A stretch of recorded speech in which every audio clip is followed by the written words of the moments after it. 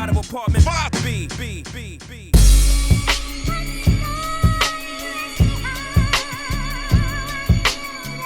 You're now tuned into the Apartment 5B podcast, where we chop it up about hip-hop, R&B, sports, love and life.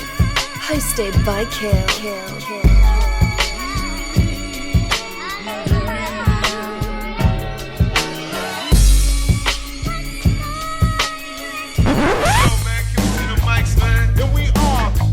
Grooving, your body moving, the record making, and the record breaking. Oh, yeah. Oh my God.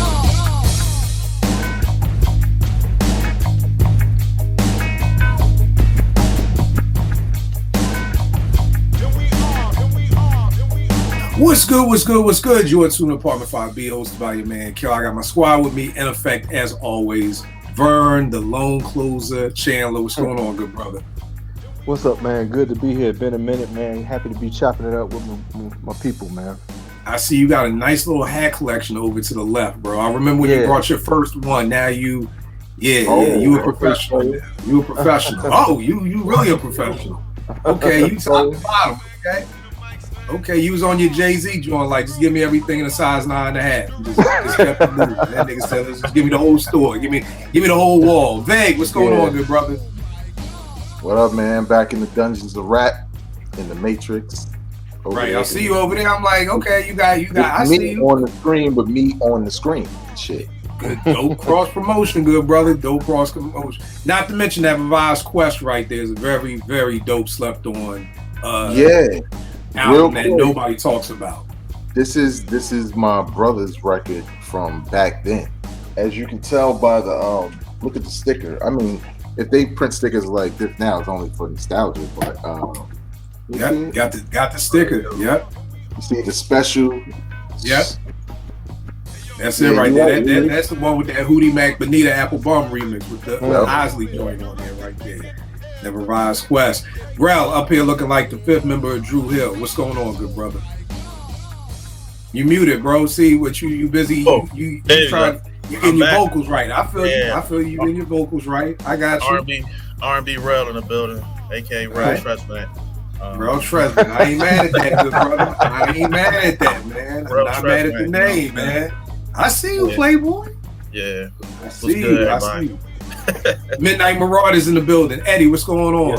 Yes, sir, man. I'm good, man. You know, I know it's going to be rare form tonight, man. We got Hoodie Vegas, who's in. Yeah, when you get Vegas in all black, it's a little concerning to me, man. It makes me want to make sure everything's okay with the family. If somebody do something to your son and you had to, this nigga's fucking, what's that thing? Yo, this is what happens when you're 48 and you work with teens. This your alibi. He gonna be like, I was on Apartment 5B all night, man.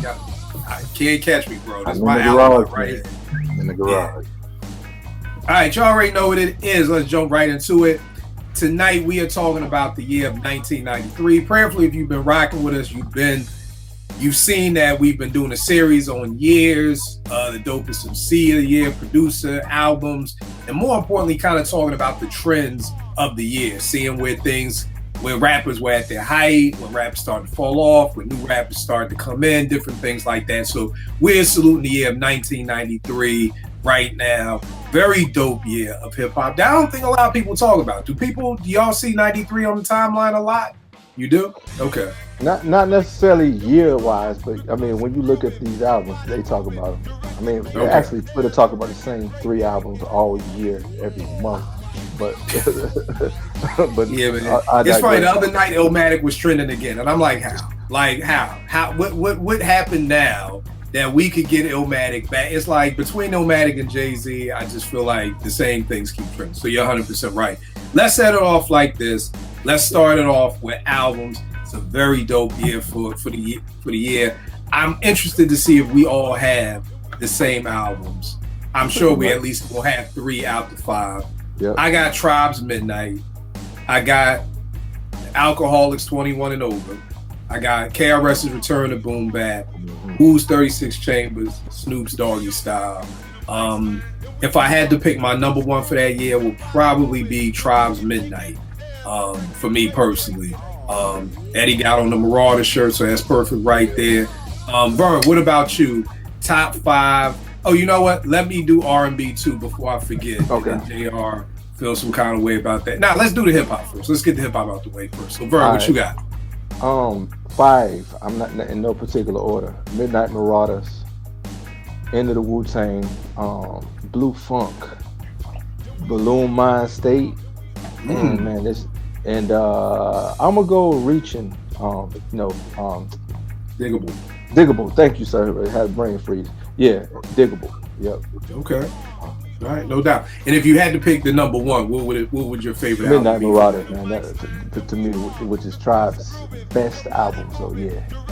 All right, no doubt. Veg, what you got? All right, I got Into the Wu-Tang, 36 Chambers. No order, by the way.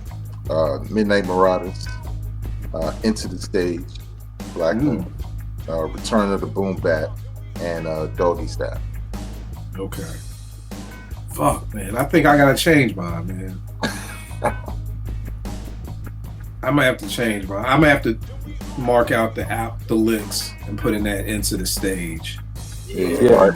I start hearing them tracks in your head like, oh shit, how the hell out of that? I had that under another section, but really just thinking about it, I gotta move the licks out the way for that one. Whenever I think of Black Moon, I think of us coming from the Warehouse Club. Probably was Friday, Saturday, or something like that, and going to the record store at West End Mall. Like, hey man, y'all got this song? It goes doom doom doom, and the dude just looking at me like, man, what? Are you high or something? Because I couldn't think of it. Yeah, the End of the Stage was different, man.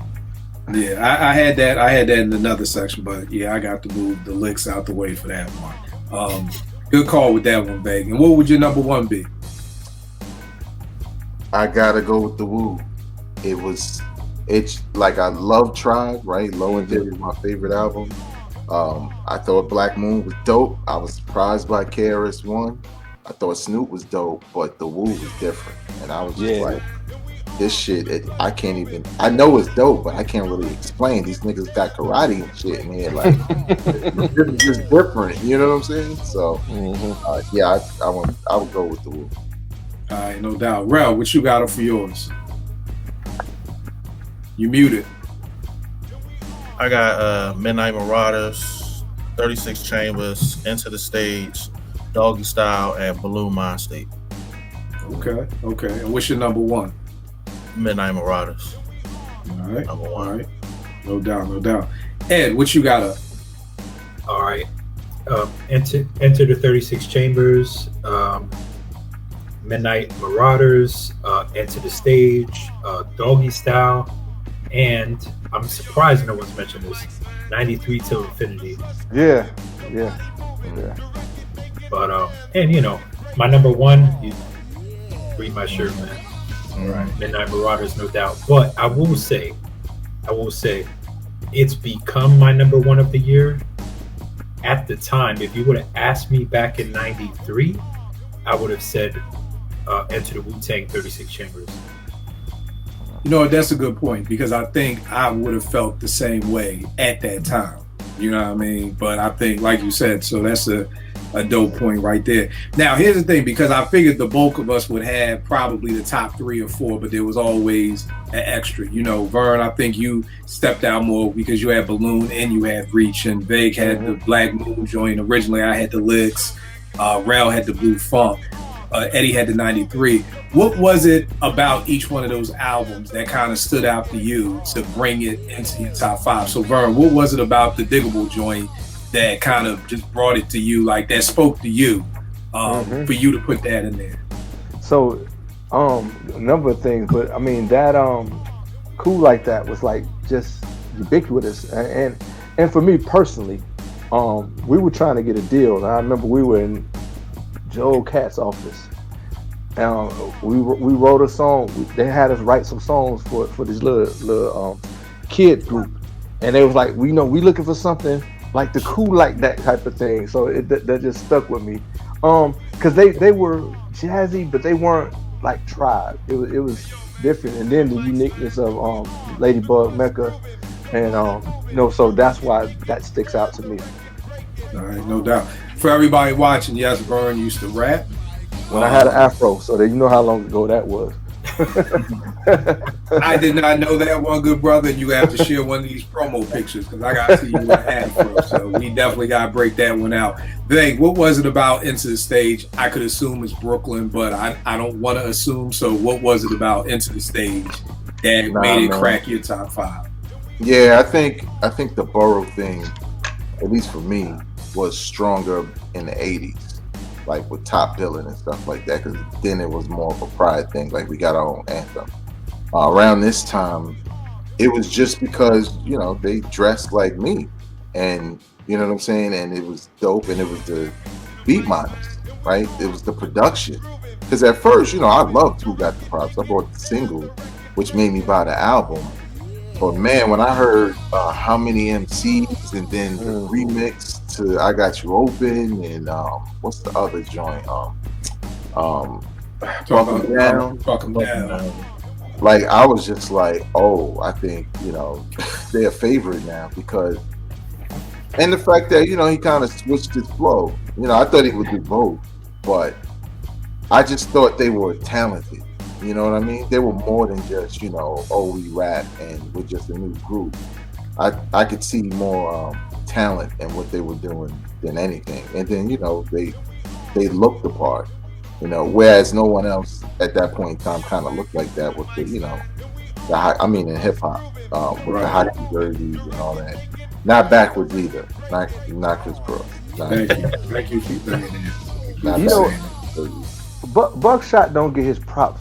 Because, I mean, like that, I Got You Open remix, his flow was just stupid. That sing-songy, then y'all know what I'm talking about. So, yeah.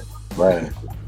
I think one of the reasons he didn't get his props, it was that what was it, like a 4-year dip in between the albums? Like, like I really think that was it. Like, I feel like if Black Moon, and I feel like, and maybe this is a show, maybe it's not, but I feel like when you had people like Black Moon and the RZA, where you only had one production crew in place for an entire roster, that is kind of like, it slowed everything down, because it was like, okay, we got to do Smith & Wesson, now we got to do Helter Skelter, now we got to do OGC, and if each one takes a year, then it's kind of like Black Moon isn't coming back around for another, 4 years. Because I feel like if Black Moon would have, like, right off of those singles, went into another album, I think, when they kind of were coming out every year, I probably think Buck would probably get more of his props. But a lot of people didn't like the second album. I'm one of the few people on the planet Earth, well, me in Vegas, who like Warzone.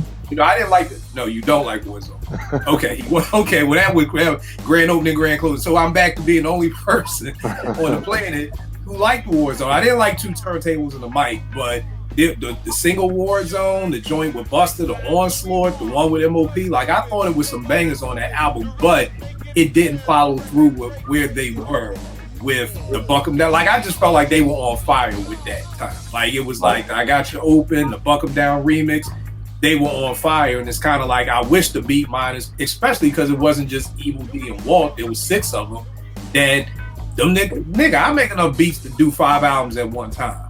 So it always kind of, and I get it, maybe that's not the best way that they wanted to work. And RZA's like, no, it's Ray's time, and now it's Ghost time, and maybe people won't work like that. But I really think that that's one of the reasons Black Moon isn't really talked about more, because at the end of the day, I know that they've dropped maybe 4 to 5 albums, but for the average hip hop fan, I won't even say fan.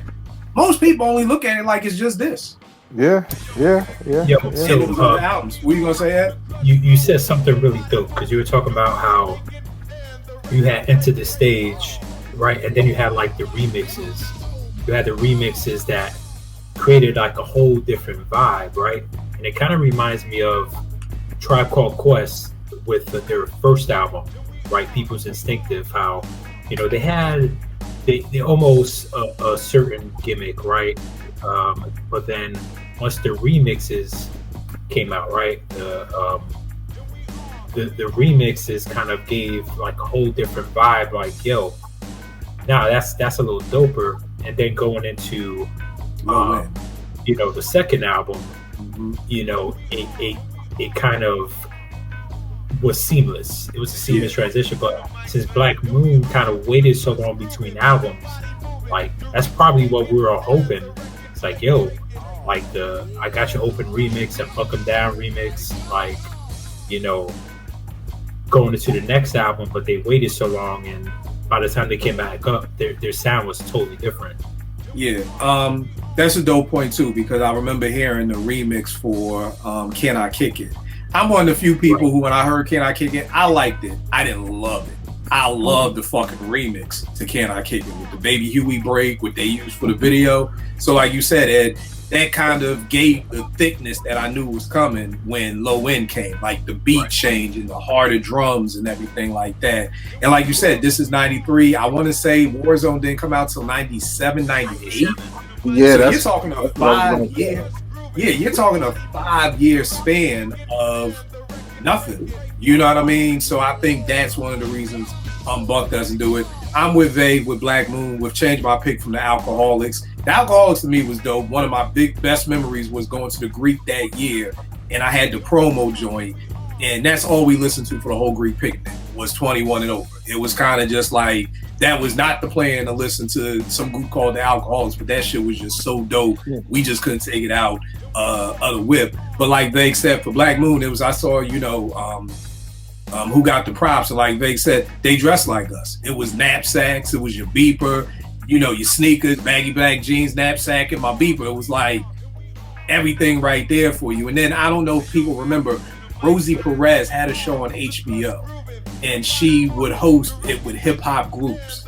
And they had Black Moon on there. And I mean, the energy to their stage show was just bananas. I mean, him and 5 Foot was just jumping on the speakers and all over the place. And then once I saw the video for How Many MCs, it was a wrap. Like, it was like the projects and, you know, shit, that's the intro to Apartment 5B, is that part where they're like waving them into the projects. I thought that was crazy. So yeah, Black Moon for me. Rel, you had Blue Funk, and I know Vern had it too. How did that? Oh, I'm sorry, you had Blue Mind. You had Blue Mind State. How did that crack your top 5? Because I know a lot of De La fans weren't really feeling that album. Yeah. So how did it speak to you for it to make your top 5? I just remember that year, like I played that album a lot. Like, you know what I'm saying? Like De La is like one of my favorite groups of all time, you know what I'm saying? And I liked it, you know what I'm saying? It has one of my favorite De La songs of all time on it, which is Break of Dawn. Like the way they flip that and the flow, everything about that's like a perfect song to me. You know what I'm saying? And I just remember it made my top 5 because I remember that year I played that album a lot. Like I played it a lot. It was one of my favorite albums of that year, so I had to put it on there. You know what I'm saying? Yeah. Like I know it's a lot of De La fans. It's like that's probably like their least. No. One of them their least favorite, but not me. Nah, I fuck with it. Me too, bro. I feel you. I Am I Be is one of the most grown adult songs I've ever heard, and it still resonates with me. You know, I could be the cowboy, the rustling the dough, so the scenery is safe where her eyes lay. I mean, that album, I got it, man. They need to get their stuff together so I can get some physicals of their stuff, bro. That album is dope. Yeah. In the Woods was my shit with Shorty No Mas. Shorty No Mas had me ready for Shorty No Mas album, you know, after that. It's funny because we're talking about that, and it just comes to the key point of where you have to strike when the iron is hot. You know what I mean? And it's like we get on labels for pushing artists to do that, but you really need to. Like Shorty No Mas should have dropped that album right then. I want to say she just dropped the album like recently, but it's like 30 years too late or something. Like, I don't know if it's Shorty No Mas. Don't quote me. Some female MC, I want to say it's her. I'll look it up while we go on to the next question. But I want to say she dropped an album recently produced by the Beatbox. And it wasn't bad, but it's just like, nigga, this was 1993. Like, yo, you know. So again, and Ed, you had 93 till infinity, one of the greatest hip hop songs ever in the history of hip hop. Yeah. And so, What was it about the album? Because we always hear about the song. I don't really hear people talking about the album. So what was it about that spoke to you? And I'm glad you mentioned the song. So for me, I want to compare them to another album that the single got most of the publicity, which is Mecca and the Soul Brother, right? Production on both albums are phenomenal, in my opinion, right? They reminisce over You, considered one of the greatest songs in hip hop history, 93 Till Infinity as well. But you listen to that Mecca and the Soul Brother album, like they got Straighten It Out, they got For Pete's Sake, the bass, like the production is solid, like strong, solid throughout. 93 Till Infinity is the same way. Now, obviously, 93 Till Infinity being the single, but yo, the more I listen to that album, I think, yo, 93 Till Infinity may not even be the best song of that album. That's when you lost. Yeah, I was just about to say that's my favorite. Lost my favorite joint. Yeah, that's where you lost. Like, yo, I mean, and the thing that I liked about it too, right? So, you know, the production, it kind of reminded me of, you know, Native Tongue Zest, right? It had that kind of jazzy, kind of smooth flow, but their flows and their rhyme style was nothing like East Coast. So it was that dope contrast, right? They came out rapping, and I was like, yo, that's different. Like the way they rapping and their flow, the way they played off of each other, it was really, really dope. Make Your Mind Up is my favorite song on that album, bro. That sample with that bass and Tajay, 2 syllables, easy with ease. Man, I love how they bounce off of each other, man. Yeah. And they all kind of, at least most of them, like had their hands in the production, you know. So that's one thing that they don't get props for. Like, you know, they know what they want to do production wise, and even though they were all doing it, and the album still sounded consistent. So it was really dope. Yeah, I don't know if people peeped the documentary on Hieroglyphics, but very, very, very dope documentary. I'll be the first to say I wasn't the biggest Hyro fan as a whole, but watching that documentary really made me want to go back and you know, really check them out. Del was cool to me, but it didn't really speak to me. You know what I mean? And then I love 93 Till Infinity. No Man's Land just kind of landed.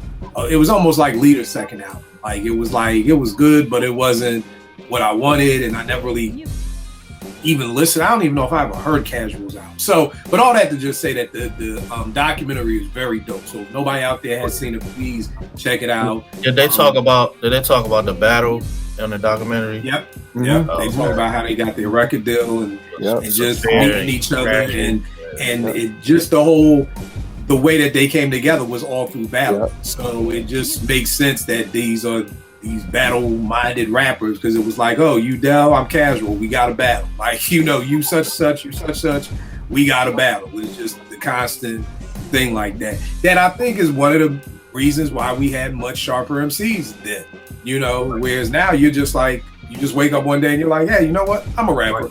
And that's it. You know, there is no battle. West Coast. It's like the West Coast Wu-Tang, because Wu-Tang was doing that too. You know what I mean? They had internal competition.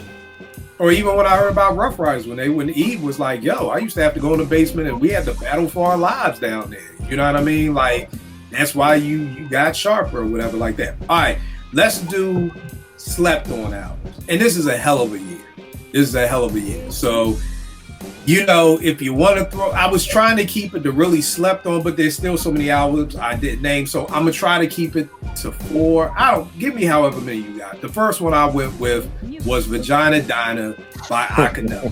You know what I mean? Damn, that was 93. Yeah, that was 93. Where's Ak over here? I thought I had Ak. I don't have Ak up there. I'm bugging. Nah, I do. Vagina Diner, Akhenaten, Large Pro, 1993. This is Large Pro still in his bag right here. So if you've never heard this, you gotta check this out. Definitely a dope album. You know, very dope joint. Dear Diary, I Love Her, just dope joints on there. Another slept on joint I got. Nobody talks about this. Straight Up Suicide, Das Offense, their second album. I know people didn't like it. I know the Iggity was gone. And y'all know if I'm saying this, it really got to be special because the beats weren't even that crazy. And usually if the beats ain't crazy, there you go. If the beats ain't crazy, I tune out. And it was probably because at that time in 93 at Morgan, I was around nothing but lyricists. I was trying to rap, so I was always around rap. And niggas was like, I was like, I don't really like it. And niggas was like, yo, do you hear what these niggas are saying? Like, these niggas are they're barring. Like, there's no iggity. Like, one of them niggas said, I wrote 2 spliffs, so now I guess I'm double jointed. Like, there are just so many dope lines that's on that album. And I get it. Again, the beats were not crazy. There was definitely no They Want Effects. There was no Just Some Men. None of those. They didn't have those big hits. But just, if you really just key into the lyrics, very dope album. And the last joint I'm going to go with, because there's so many, I'm going to go with the Aftermath by the Youngsters. I'm going to go with the Aftermath by the Youngsters. You got Cruise Pop. Who else was on this joint? I mean, oh, God, the Youngsters. God, you would think I would have half this stuff in order by now, but I don't have it on me. But that joint was just crazy.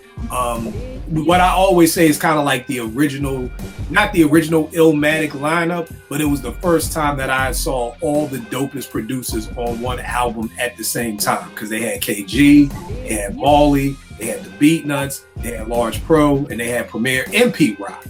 So, you know what I mean? When people talk about Illmatic being the first time that all the dopest producers got together, nope, it's actually the Youngsters joints, because those were the dopest producers at that time. My only knock on the album was, and I always talk about this, the Youngsters didn't just know who they wanted to be. One day they had Dark Fades, one day they were Evolved, the next day they were the Illy Funksters. Them niggas just didn't know. Yeah, they schizophrenic. They ain't know who the fuck to be. Because when I first saw the video for fucking Cruise Pop, I was like, these niggas got baldy. Like the last time I saw it, yo, this is a little something for the youngsters. A little something for the youngsters. This is a little something for the youngsters. And now it's like, you hear Cruise Pop, you like, God damn. Like, Baby Treacherous. All that, exactly. It was like, exactly. Those niggas was going. But that by KG, Cruise Pop, maybe. I know we talk about Uptown Anthem and duly noted, but Cruise Pop beat? Listen, that shit was crazy. Listen, y'all gotta recognize my age. I loved the Youngsters when I was coming up. Like, I didn't give a damn if they was chameleons and chain. I went with every fad they went with. I swear these niggas grew hair like that. It was like, then the next time they had the dark fade with the shape up again, doing the hip hop ride. I said, damn, these boys can hip hop ride, John. Yeah. Which was dope too. They had a joint with Mobb Deep that a lot of people don't even talk about. That was actually pretty dope. Yeah, they had a really nasty joint. What'd you say? Prodigy first on that? Yeah, like, again, but those would be my 3 slept on joints. Vern, what are like 3 if you tried to keep it to 3? I'm gonna keep it to 3. 1993, bro. You got the 1993, that song, of course, Hip Hop Array. Man, that Ready for Them, Heavy D. Yeah, he came with it. The Hood Comes First. It's on and Written on Your Kitten. So that's that one. I'm gonna go Black Rain with Latifah. Winky's theme is on that, Winky's theme, yes. UNITY, Just Another Day, Black Hand Side. Yeah. So that one, and a wild card. I'm gonna go with Inner City Griot. Okay. Why I keep having brain freezes? We getting old, bro. This is what happens, man. Inner City Griot is who's the artist? The Griot. No. Freestyle Fellowship. Oh, my bad. Oh yeah, right. Yeah, Freestyle Fellowship. It was like out of left field, and it was definitely an acquired taste. And if you haven't had a chance, watch the documentary on The Good Life out in Cali, out in Oakland. That's where like they had like a natural store or whatever, and the lady, she would let people come in and do freestyle showcases and stuff like that. And after a while, man, you had all kind of people from all over the place, and so you had like them. It's funny, you're going to see a young Ava DuVernay, the director. She was in the rap group, and then after a while, like Fat Joe came and embarrassed himself. He got booed at that time. Yes, he did, because he wasn't freestyling. So I would go with those 3 that slept on. All right, no doubt. Vay, what you got? For slept on, I had 3 also. I had Cypress Hill, Black Sunday. I feel like a lot of times when I hear, and probably not from diehard Cypress Hill fans, but when I hear people talk about Cypress Hill, they only talk about the debut. And Black Sunday was really dope. You know what I'm saying? I loved it. I loved it because it was so different from the first album, right? Like they grew as artists as opposed to regurgitating the same formula. Now this album, I honestly didn't hear it until recently because I was interested and I always heard people talk about this dude.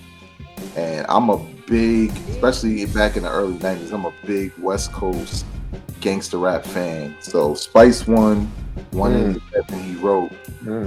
I was listening to that shit in the gym like maybe 2 years ago. And I was like, what the fuck was I doing well, I know what I was doing. Look at all these damn albums. But I slept on that one big time. And I don't think he gets a lot of props for... Is that the debut? What's that? Is that his debut album? That might be the second album. I'm not sure. Okay. Let me write that one down. You said 187 what? 187 he wrote. All right. But like when I was listening to it, it's like it's storytelling in the same vein as Ice Cube, right? Obviously it's gangster, but there's some consciousness with it as well. It's just really dope, and it's really one of those albums you when you think about the early 90s, especially what some of the movies from the West Coast did to the culture to make gangster rap even more prominent. Like he doesn't sound whack at all. Like he doesn't really get enough props to me for the work he put in, because that's not the only album that was good like that. And I got Heavy D, Blue Funk. I think because Heavy D was obviously coming from the 80s, so by this time he's a veteran. I don't think he got a lot of props for transitioning his style and in the style of music and introducing Biggie. Thank you. You know what I'm saying? Yeah. And I always used to check for Heavy D albums because I always felt like Heavy D was really aggressive about being dope, right? Like bars and the music, whether it was some dance stuff or some dance hall, I always felt like he put 100% in it. So I bought Blue Funk blindly, like, oh, Heavy D got a new album. And I just bought it. And I had heard Biggie before because I heard the mixtape stuff. But when he was on there, I was like, oh, he's on Heavy D album. And when I heard his verse, I was like, this was like 2 seconds before Party and Bullshit, because Who's the Man is on this album from the Who's the Man, where Party and Bullshit was also on that album. So I was really like damn, nobody care about this Blue Funk album. Like I like. So, that's Heavy D's best album, man. That man, thorough. Slept on. Drumming like you spit on my mama. Yeah, and then just the way I love Truthful, just the way the album sets off, like Tony Dofat, that joint is crazy. So Shorty No Mas's joint, this is on Bandcamp. It's called Here Goes Nothing. It dropped last December. So if people want to check it out, it's on Bandcamp.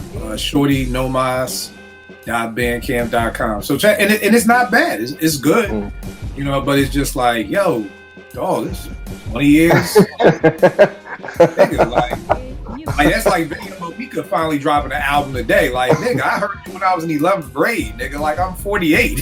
Hey, Kill, I was just talking to my homie who's Q Dog, who plays back in, and we was laughing because it's like a lot of like these dudes who should have played undergrad, now they 48.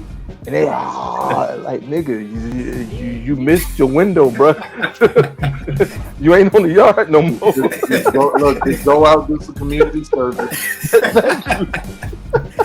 Exactly. JR, the youngest in charge. What's going on, Playboy? What's up, family? Sorry, it was late. Had to do it. It's okay, Eddie King. You know celebrities, okay. Man. You had to do some interviews. Yeah, we know Eddie King. We know. Vern is with D-Rock. Yeah, we know Eddie King. Okay. We know Eddie King. Okay. That's what's up. Bro, what do you? I've been holding off on R&B until you got here too. Okay. Bro, all right. What do you slept on hip hop albums from this year? I got Here Come the Lords.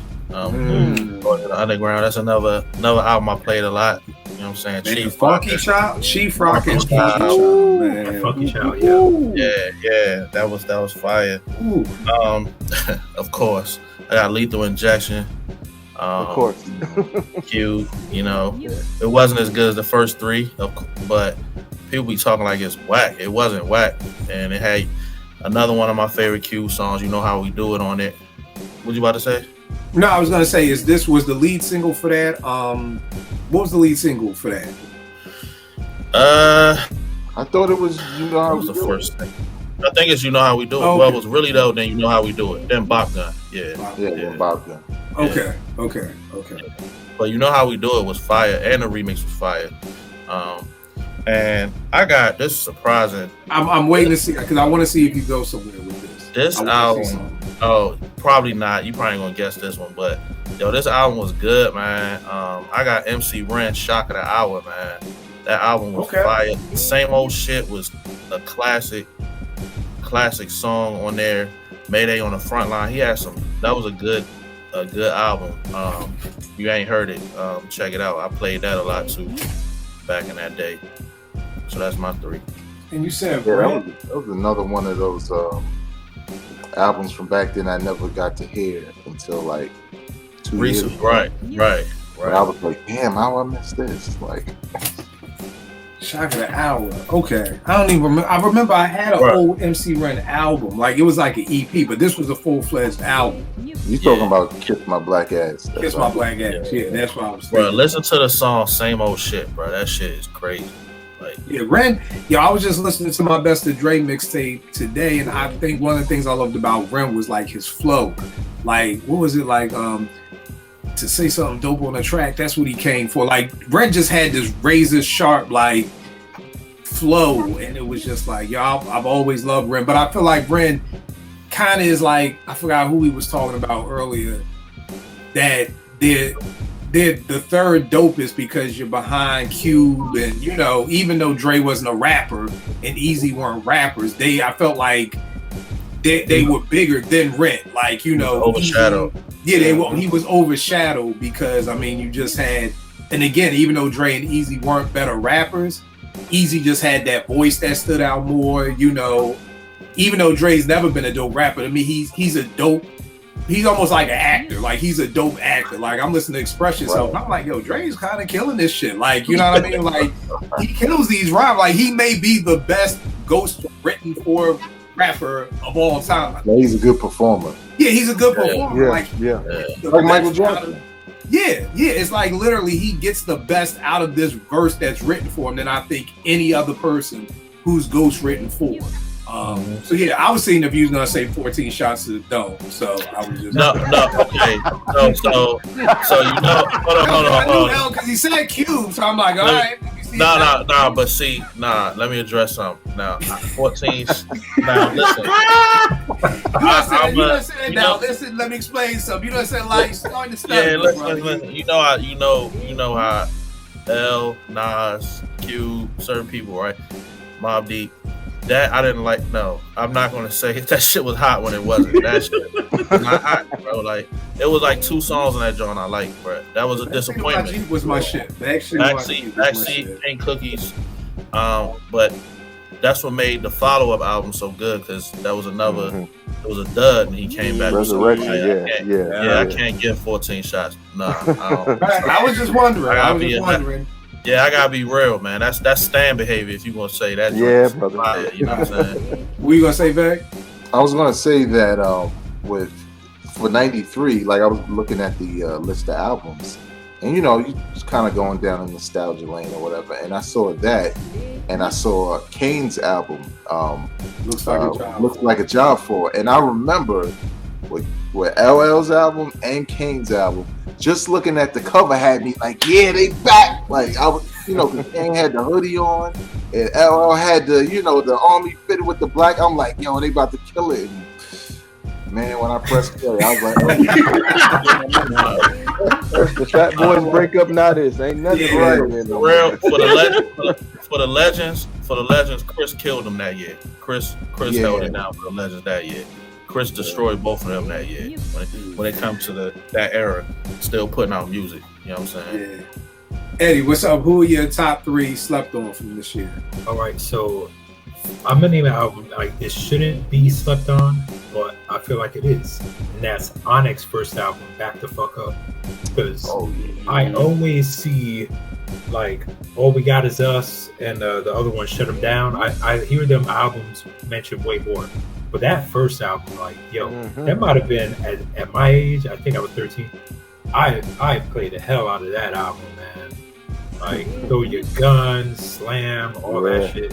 Yeah. Like Shifty, like Hey, Eddie, that album brings back a bittersweet memory. So me, Chris, and Conrad and Jarrell had the bright idea that everybody from college comes home for Christmas. Let's rent out a spot and throw a party. And we're gonna make buku money. So we did that. And I remember that song was playing, man. It was us.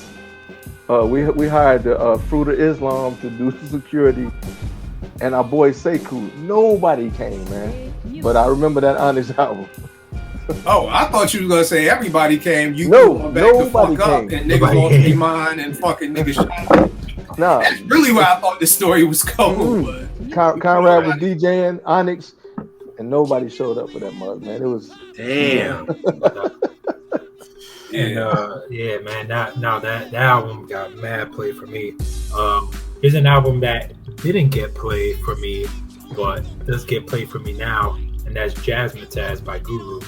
Like, I'll be honest, I wasn't trying to hear that shit back in '93. I was not. Like, not at my age, but I've grown to really. Now, how old were you in '93? I was 13. Yeah, totally understand. 13. Yeah, man. I ain't trying to hear no like. This nigga like I don't want to hear Guru and Donald Byrd. Like I totally feel. Yeah, that's what I'm saying. Like, and Dia Davenport was on the album. And all that. Yeah. No, but now I love it. Yo, I love that shit now. But back then, now. I only want to hear Guru on Primo beats. That's just me. Exactly, man. But I will say this: I was happy that they explained that to everybody. Like, this is not a Gangstar album. This is Guru with Jazz. I think me being a producer at that time, I just, Jazz was the shit to sample. So it was like, oh, Donald Byrd and all that, I love the first single, Lounging, with him and Donald Byrd. But I totally can understand why niggas wasn't feeling it. Yeah. I mean, I just wasn't checking for it at all. Like, I remember one of the singles. It might have been the one with India. Never No Time to Play. yeah, that joint. But aside from that, I wasn't really checking for it. Then it was already mentioned, but that Lords of the Underground album, like, that's a good one. Funky Child and Chief Rocker and all that, like, they were dope. The drums from Chief Rocker, man. Like, I remember like starting to get into production and not even knowing break beats and everything, and just trying to find an open piece of that instrumental for those drums, because they were just so hard, man. That joint was crazy. That shit was crazy. JR, the youngest in charge, what are your hip-hop albums of that year? Or did you just do R&B? Oh, my hip-hop albums, y'all probably done named already. Well, give us what you got, because everybody had like the top same 3, but then one of us had like each one something different. Oh, but I had Doggy Style. Right. I had Tribe. Right. And what was my other one? Oh, this is the wrong damn page. Damn, what was my other hip hop? Oh, Wu-Tang. Those are my top 3. That was it. All right. That's all I did for hip hop, because I got plenty R&B for real. So. All right. I got some R&B too. Yeah, me too. Yeah. Any slept on joints, JR? Well, R&B, or we staying on hip hop? No, we were still on hip hop. We can okay, yeah. Those are 3 that I had. Yeah. All right, R&B for me. I got Intro's debut.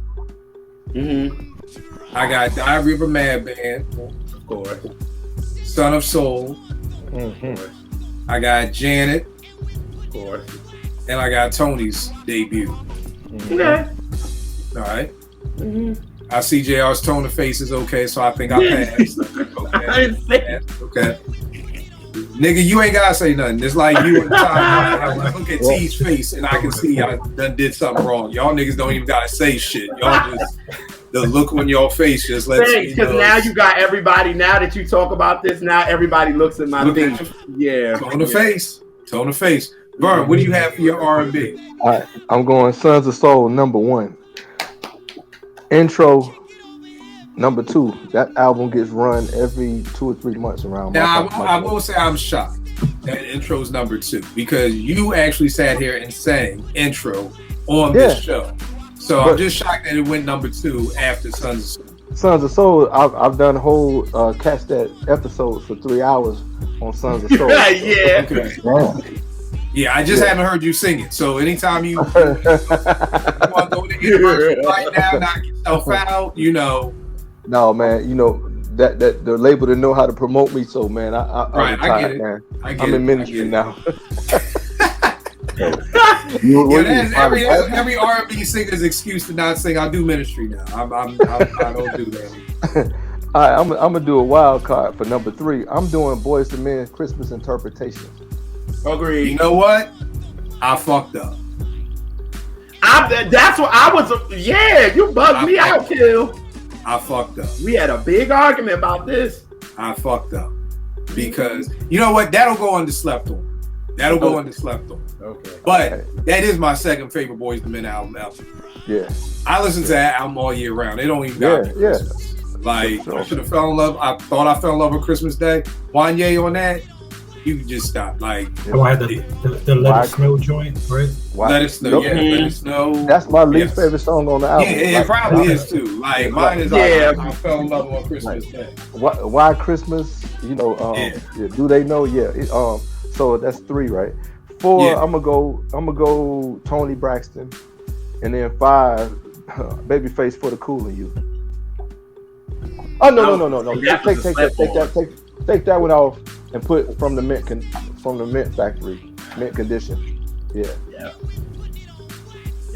This totally fucked up. No, neither here nor there. Go ahead, babe. Because when you're naming your shit, JR is like reaching out to you, like, and I'm naming my shit. God, I know Vern was going to do this, yo. Neither here nor there, JR. I get it. Vegas, what you got for your R&B joint? All right, I got an intro. I got Toni Braxton. I got Diary of a Madman, Jodeci. I have Janet. And 1993, Don't Kill Me. I got Robert Kelly, 12 Play. I'm not going to pretend like it didn't happen. I say Candyman's name. I feel I'm not going to pretend like it didn't happen. You right, Big, but I was rocking that shit the entire I think we all were. I'm just scared. You know, if you say his name 3 times, your daughter comes up missing. So I like Naomi. You know what? So. I'm the minority. All right, you don't have no choice. I didn't like him before the allegations and all that stuff, but that's just me. I feel you. Okay. Yeah, Eddie, I did. You never mess with her? No, never. To me, he was basic. He's a genius, bro. Those nursery rhymes. And his production too. I'm finding out that he was taking a lot of people's stuff and they didn't sue him for it. See, I think the problem with me was he made music about sex. I liked having sex. I really it really didn't even get more complicated than that. Y'all know me. I'm not even really into the lyrics. I don't even know if somebody asked me that about Nick used to ask me like, yo, you mess with Trey songs? I'm like, nigga, he writes songs about sex. I like having sex. So I mean, it's like, hey, this nigga makes. I know people who go to the gym and Vague. I don't know how you feel about this. I have friends who have certain music that they would never listen to normally, but they listen to in the gym because it gets them pumped up and gets them through doing what they got to do. You know what I mean, Vega? Are you like that? Or you're? Nah, I'm more so. I just want the music, and sometimes I listen to podcasts. Okay. I just want to be engaged with whatever I'm listening to. So it could be a melodic album. I mean, the work in the gym is the work. I don't need Onyx because I'm fucking hurt myself when I start playing Onyx. Right.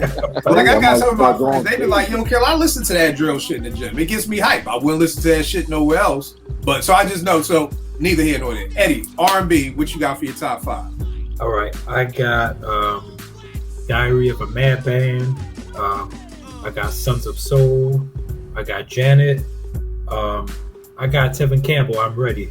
No one mentioned that. And I got the Toni Braxton self-titled joint. All right, JR. All right, my number 1 is Sons of Soul. 2 is Mid Condition from the Mid Factory. 3 is Intro. 4 is Janet. And 5 is actually SWV's It's About Time, because nobody... That's 93? That came out in 92. Listen, though. It came out in 92, but y'all didn't get it in 92. Nobody did. When you say got it, what do you mean? It did not hit until 93, though.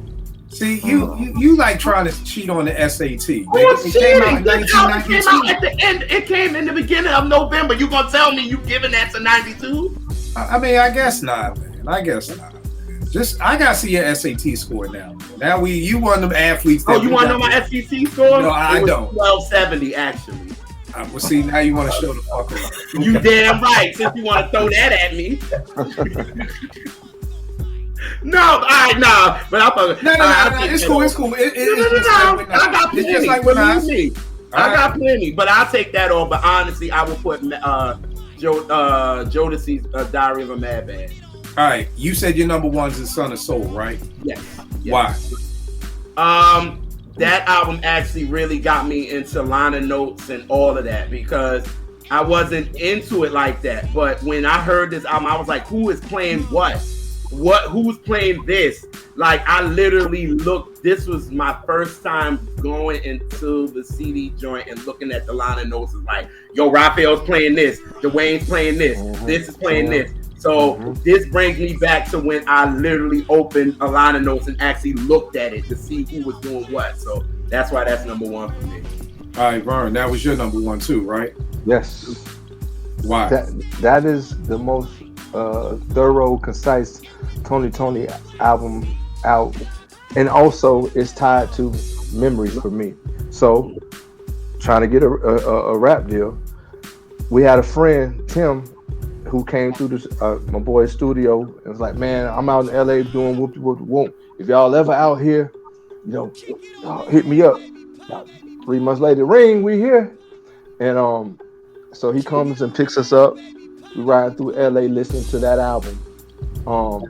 And he hooked it up where we could. I got in the studio with a dude, Freddie Mac, who was signed to Motown, and I did a verse for it. And then, so we get back to Atlanta, because he knew Bernadette, the drummer from Climax. We stayed in a condo with her. The condo next door had Tim and Bob, the producers. And in our condo, she had like a lot of up and coming acts. Shiny Baby ended up being a female drummer on, I think Arsenio Hall had a show. She did a lot of stuff for a lot of people, man. And that's the album that was playing. So that album there just strikes a chord because of the album and also because of the memory of the album. Dope. Veg, what's your number 1 from that year? I really listened to that album to death, right? And it was one of those situations where, when you really like an album and your favorite changes every time you listen, like, this is my favorite. That's my favorite. I really played the hell out of it. And I'm a huge Jodeci fan. But it was something about. Damn, you can't even talk about this nigga. You know what I'm saying? Because you start like you put him in mind. It's like you did it, but right. Like back then, I didn't know everything I know now, and I felt like what he had in his R&B felt like what was next for R&B as far as lyrics go, which is what basically eventually happened. To the point now where sometimes they take shit way too far. But it's just like, damn, you just gonna say it? Like, right. There's no metaphors. But yeah, that would probably be my number 1 in that. All right, Eddie, what about you? damn, like probably between that Jodeci album and that Tevin Campbell album. Maybe that Tevin Campbell, to be honest, like, if I'm really honest, like, and that Break It Down song, I had no business listening to that at that time. Like, the funny thing, like, it's funny because me and Neutron were talking about this, right? It's like, Tevin, like, the rest of his album sounded like, real, pretty wholesome, right? And then you get to that song, you're like, yo, what the? That's the John Prince did for him, right? I think so.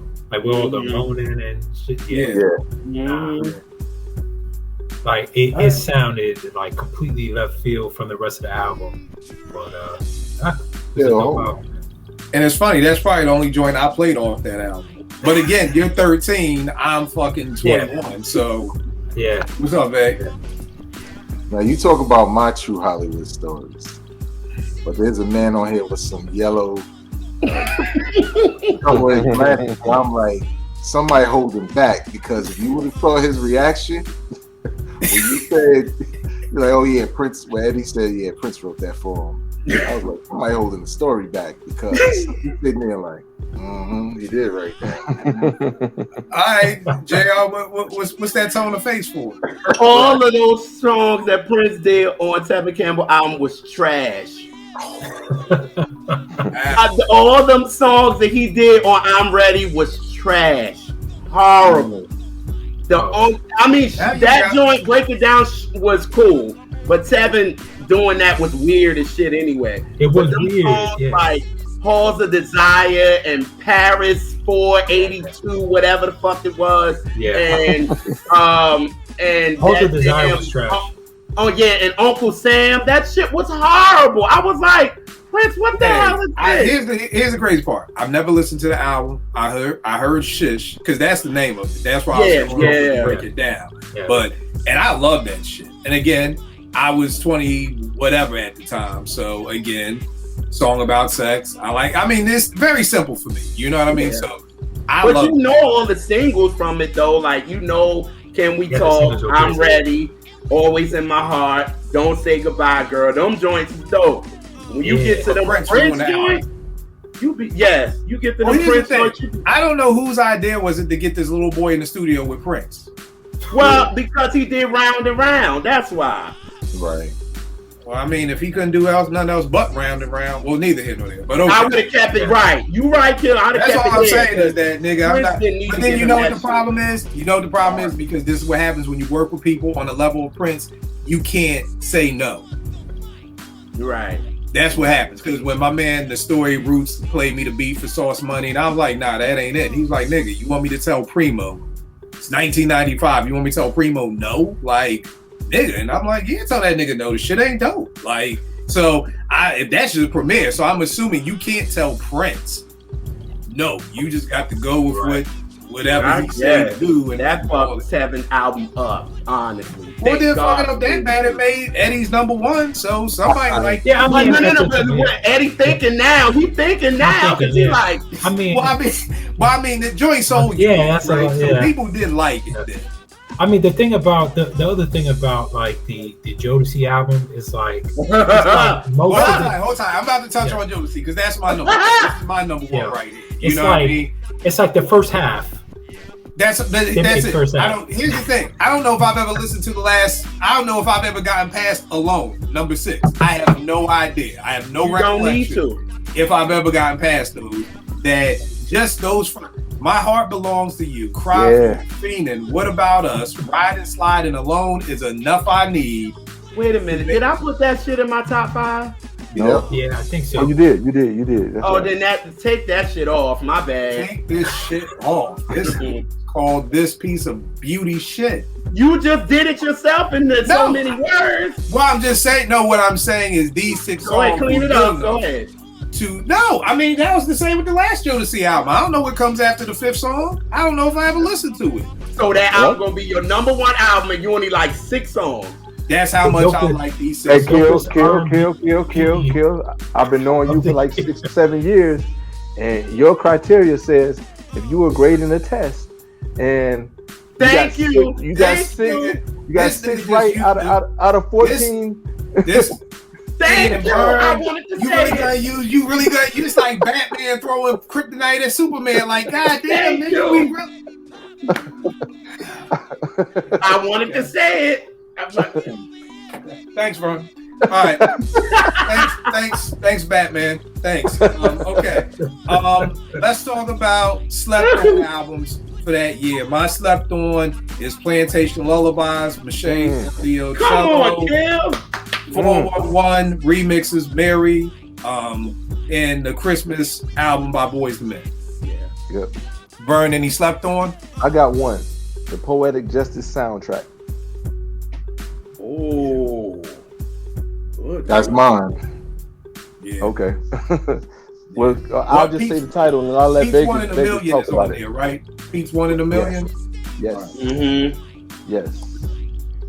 And the most gangster Dog Pound Snoop Dogg record, niggas. Yeah, don't man. I love that record. And they dissing Onyx. Throw your motherfucking guns in the air. We don't care. About nothing at all. My dog's fucking grip, bitch.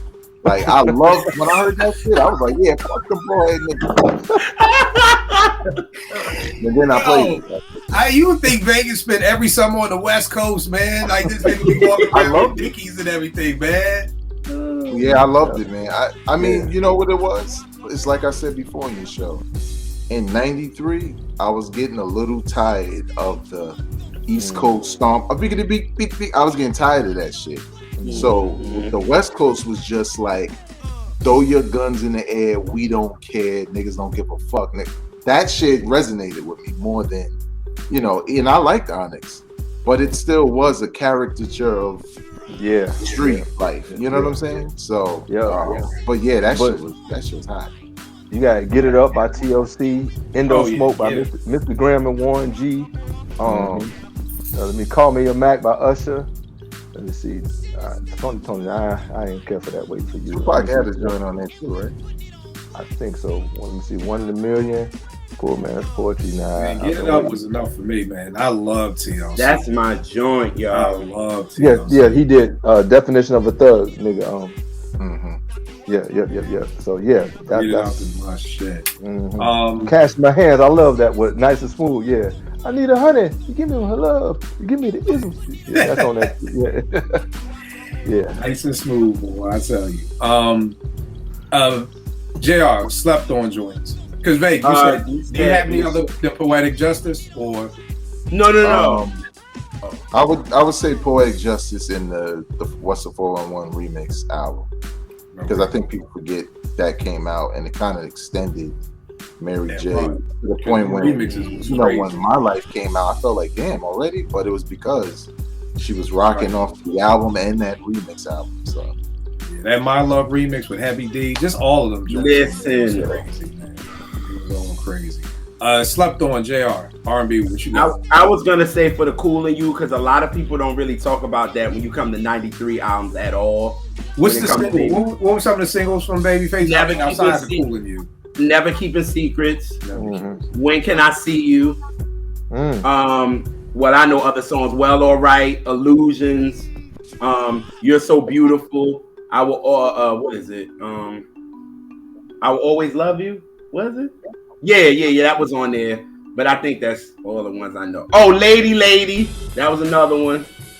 Yeah, that's it. You know what I'm realizing about me? I didn't like a lot of Babyface songs then because of the shit I was doing.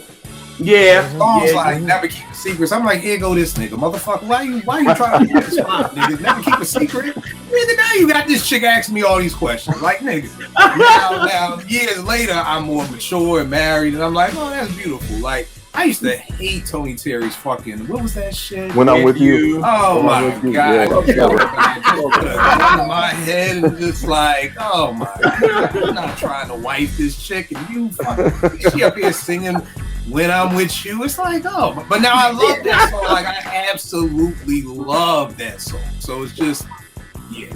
And look, My also, Criminal Ways. But you gotta give Babyface some slack because the ultimate cock blocker hating ass R&B nigga Joe dropped the album that year. He dropped everything, y'all. He sure did. He's the fucking he's the dude that's most cock blocking his ass nigga in music. You ever. right. You right. Like that nigga would just, I literally used to be like, boy, you really just gonna sit here and say, what won't your man do? And I'll do everything. But that was after the debut, though. The debut wasn't like that, though. I don't know nothing about the debut. All I know is I'm hearing all these girls sing, what your man won't do. He won't take you shopping. I will. He won't do this. I will. It's like, raised you roaches? Like, this is who taught you how to kick game? A fucking roach? Like, what kind of nigga does this? No, I'm just saying, like, what kind of nigga does this? I forgot somebody told me on the timeline, Boyz II Men is the type of nigga to walk a girl they like to their boyfriend's house to make sure they get there safely. No, I didn't say that. You said it on the episode. I wish I did. I would love to take credit for that. I didn't. Oh, you found it. Oh, okay. Someone said to me that that's what Boyz II Men, and I just picture Wanye walking a young lady down the street, going to the house, and Devontae's sitting with his shirt off, smoking weed. Niggas is shooting dice outside. He's like, don't do Wanye like that. It was Mr. Scary Man. Oh, baby. I saw you with the other I just didn't care. But dead ass, like, if you really close your eyes, you can visualize that happening. You can visualize Devontae and them shooting dice and be like, here come this nut ass nigga fucking walking my girl home. Yeah, thanks, nigga. Yeah, we got you. Yeah, we won't rob you. All right, nigga, get the fuck on out of here. But, yeah, that's good old him. Eddie, slept on R&B. I don't have too many, but I would say this because this was an album that my parents played a lot. Is Music Box by Mariah Carey. Yep. How to make a nigga feel old without saying kill your old. That's why I'm looking at him like this, bro. I'm like, your parents should play. Here's the worst part. I'm playing Anita Baker in my teen center. One of my teens came in and said, man, Mr. Kill, this was my great grandmother listened to.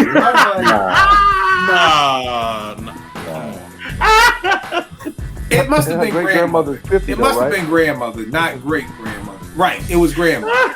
And I'm just like, okay, cool. I'm glad this is what your grandmother listens to. This is cute. Okay. But grandma, I'm old as shit without telling me I'm old as shit. But okay. Grandma 37. Yeah, my mom loves some early. That is true. That is true. Great. You know what? It probably was a great grandmother because great grandmother is younger than me. So you're absolutely right. It was great grandmother because a great grandmother is like 45 and I'm 48. So yeah, we are right in line. You know, when I hear great grandmother, I'm thinking 89. Like I'm thinking she's about to die tomorrow. Yeah. And that is not the great grandmother of 2023. You're absolutely right. Yeah, exactly. I'm like, your great grandmother was probably a slave, but neither here nor there. You know what? Done. Cut. Done. Stop. Seriously, dead ass. When you think of somebody's great grandmother, you are definitely going back. You are you're not even in the 60s. My mom was in the 60s. So your great grandmother, nigga, you may have been one of them last people who got free. Right. Look, really quick. Who was the MC of the year for you in 1993? For me, I was stuck between two people. I will go with KRS-One because I really believe that KRS. I had kind of fallen off the BDP KRS wagon probably right after Edutainment. By the time we got to before Edutainment, the Blueprint. Then came Edutainment, then came Sex and Violence. Those last two, I was like, I wasn't really checking for Chris anymore. And when I heard Outta Here, I remember hearing Outta Here being like, yo, this shit is crazy. Beat-wise, rhyme-wise, just the story he was telling was incredible. A hell of a comeback. A hell of a comeback with that return of the boom bap. Even from the intro to Outta Here, to Black Cop, to I'm a blunt being smoked and I can't wake up. Just everything on that joint was crazy to me. Sound of the Police. So I got KRS for my MC of the year. Vern, who do you have MC of the year 1993? You make a great argument for KRS, but since you said that, I'm gonna go with Buckshot Shorty for Enter the Stage Black Moon for my MC of the year. I mean, as I said earlier, his style, his flow was just very unique to me, and it was dope. So that's what I'm gonna choose. All right, no doubt. Veg, who you got? I'm gonna go with KRS-One, man. I was impressed because to me, I was like you, Kill. I kind of already fell off the BDP wagon. You know, that was the 80s thing to me at that time, and he was cemented. But when I heard him on, you know, Turn of the Boom Bap, he was like even better. You know what I'm saying? And it was such a creative album.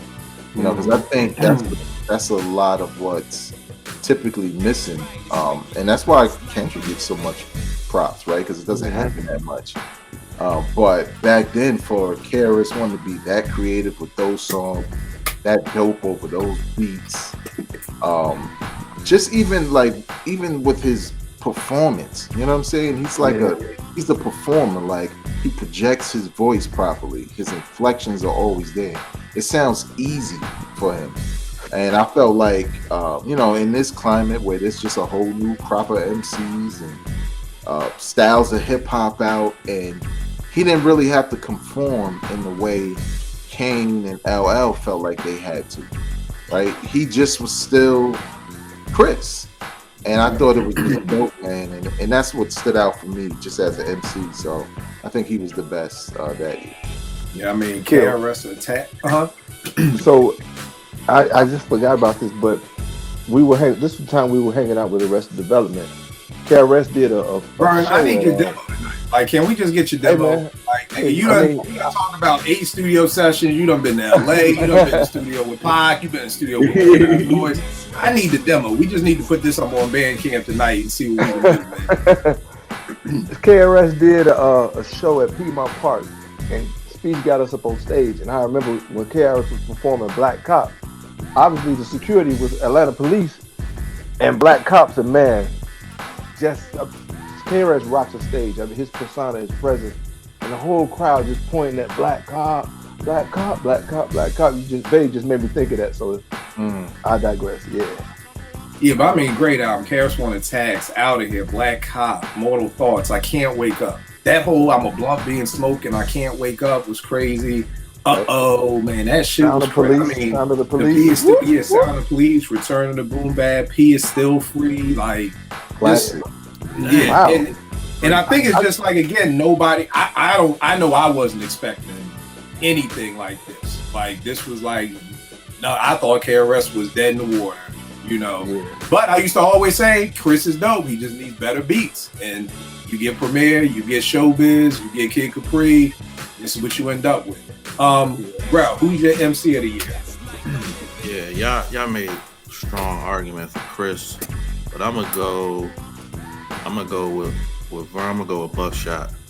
I just think the performance he put on that album and the flow, like that sing song he did on Got You Open remix influenced people still now. Like that was highly influential. Nobody was doing that. You know what I'm saying? I just think he put on a great performance on that album. So I'm gonna give him his flowers on this one. I'm gonna go with Buckshot. I don't watch a lot of podcasts. Has anyone ever seen a podcast or an interview with Buck where he kind of explains why he did that? Because it's always. I remember. What were you saying? No, I was gonna say. I remember from back then. I don't know if it was the source or what it was, and they asked him about it, and it wasn't really. They breaking up. Because I've just always wondered, like, what took you from this very menacing, in your face, you know, when you listen to the original Buck 'Em Down, it's much more in your face versus the remix where it's like Buck 'Em Down, Buck 'Em Down, Buck 'Em Down. Like, but I'm just wondering, like, what made you do that? Like, you know, were you playing around one night, you was with a shorty and she's like, yo, that's ill. Was you just in the studio? Like, what? Because he did a total switch from what he was doing to, like, and it's almost as similar. I always say these two albums are very similar. Same with Biggie with Ready to Die. When you listen to Biggie with Give Me the Loot, it's very in your face. It's like, you know, right here. But then when you get the Unbelievable, it's the Live from Bedford Stuyvesant, the Live is one. Like, it got more of a nice flow to it than it did before. So I've just always been intrigued as to why Buck kind of made that shift like that. I saw an interview of somebody saying that they bit that Like ASAP Rocky said, he deliberately took that and used it for his, you know what I'm saying? Oh, that ASAP bit it.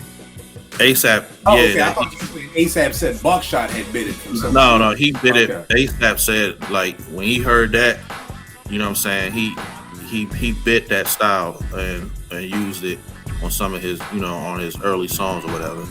And you can kind of hear it for real, you know what I'm saying? All right, that's dope. Vic, you were about to say something about Buck? Yeah, I was gonna say, like, back then I read an article where he was asked that question, and he didn't really have like a deep, you know, meaning behind it or theory. He just liked the style, and he liked the, you know, the sample, the Barry White joint, and so he wanted to freak a style that kind of went with it. And then when he saw the reaction, you know, obviously he continued it through Crooklyn Dodgers and everything else. But yeah, I was just surprised because, you know, back then everything for us was like deep thought, right? Like there was a method to why you did this. Right. And for him, it was really simple, right? It was just how he felt. So, because it's funny, like even with How Many MCs, I can kind of tell it that's one of the last songs that was made for this album. So similar to what Eddie was talking about earlier with Tribe going into what was coming next, it's kind of like the How Many MCs kind of fed into, you know, even with the back, Come Follow Me on the Journey, you know what I mean? Even those long extended Me, MC and all of that stuff, kind of you could see it going into that. The funniest thing about this album and hip hop in general is that I swear half of 90s hip hop would have to be censored today because you would just get canceled. On Blacksmith and West, when he says fuck them Red Zulu, even Black Zulu, I'm like, yo, did this dude just say I even fuck the Black Zulu? Like dog, you can't say, like, it's just so funny because I'll listen to old stuff and be like, yo, couldn't say that, nope, couldn't say that. Like I remember I was watching an interview with Cedric the Entertainer, and he was just talking about how him and some of the comedians were like looking at Raw, and it was like Eddie probably got about 8 minutes of Raw that he could do right now. Like the rest of that, nigga, you could just forget about it. You can't get away with saying none of that stuff. JR, who's the MC of the year for you? I didn't really pick one, honestly. Okay. It was all the R&B stuff, so. All right, no doubt. Eddie, MC of the year for you? Yeah, man. I think I'm going with Buckshot. I mean, I think I was almost going to lead towards like Inspector Deck or someone in the Wu, but I just feel like since they kind of split the duty so much, like, you know, Buckshot pretty much held down that entire album. And he came with a dope style. Like, they were very influential, and, you know, like, he was just dope. Like, you know, he put himself in that conversation definitely that year. So. Now, here's the thing. You just said something that intrigued me. You said you would have gone with Deck. What was it that you heard on Deck from 36 that you would give him? Yeah. I feel like every verse, like from Protect Your Neck to Chest Boxing to Cream, like all the verses, like I feel like he had more top tier verses, like, or the verses that he put out there were all very, very high level. I just think he didn't have enough, right? Because they split him up. But I feel like every time Deck went out there, like to spit in the booth, he was trying to knock it out the box. All right. And I think that goes back to like what we're talking about with competition, when we're talking about like Souls of Mischief and Hieroglyphics, like that competition between the Wu. And I feel like at that time, like even though style wise, you might have felt a Method Man more style wise, or you might have felt like a Jizza or Raekwon or even ODB. But I feel like pen wise, I feel like that was like the sharpest. All right, no doubt. Producer of the year, hip hop producer of the year. I'm going with Q-Tip, the abstract poet, Incognito. Midnight to me was just an amazing piece of music from beginning to end. The drum programming, the samples. I mean, that lyrics to go with the way he freed many represents inside my love is just I mean, that alone right there, I feel like that could just be a class that's just taught on NYU, just about the production behind Midnight Marauders. So I'm going with Tip on that. Vern, what about you, producer? What you said. Okay. Yeah. Hey, what about you? I was going to go with Q-Tip originally, but then when I thought about it, I would go with RZA. I just feel like at that point in time, I just felt like everybody else from Primo to Tip, you know, you were hearing like or Tip, you know, we thought it was Ali Shaheed Muhammad. You know, everything was an extension of what they did before. Whereas for RZA was just like, you know, is this what is this? Man? Like, is this?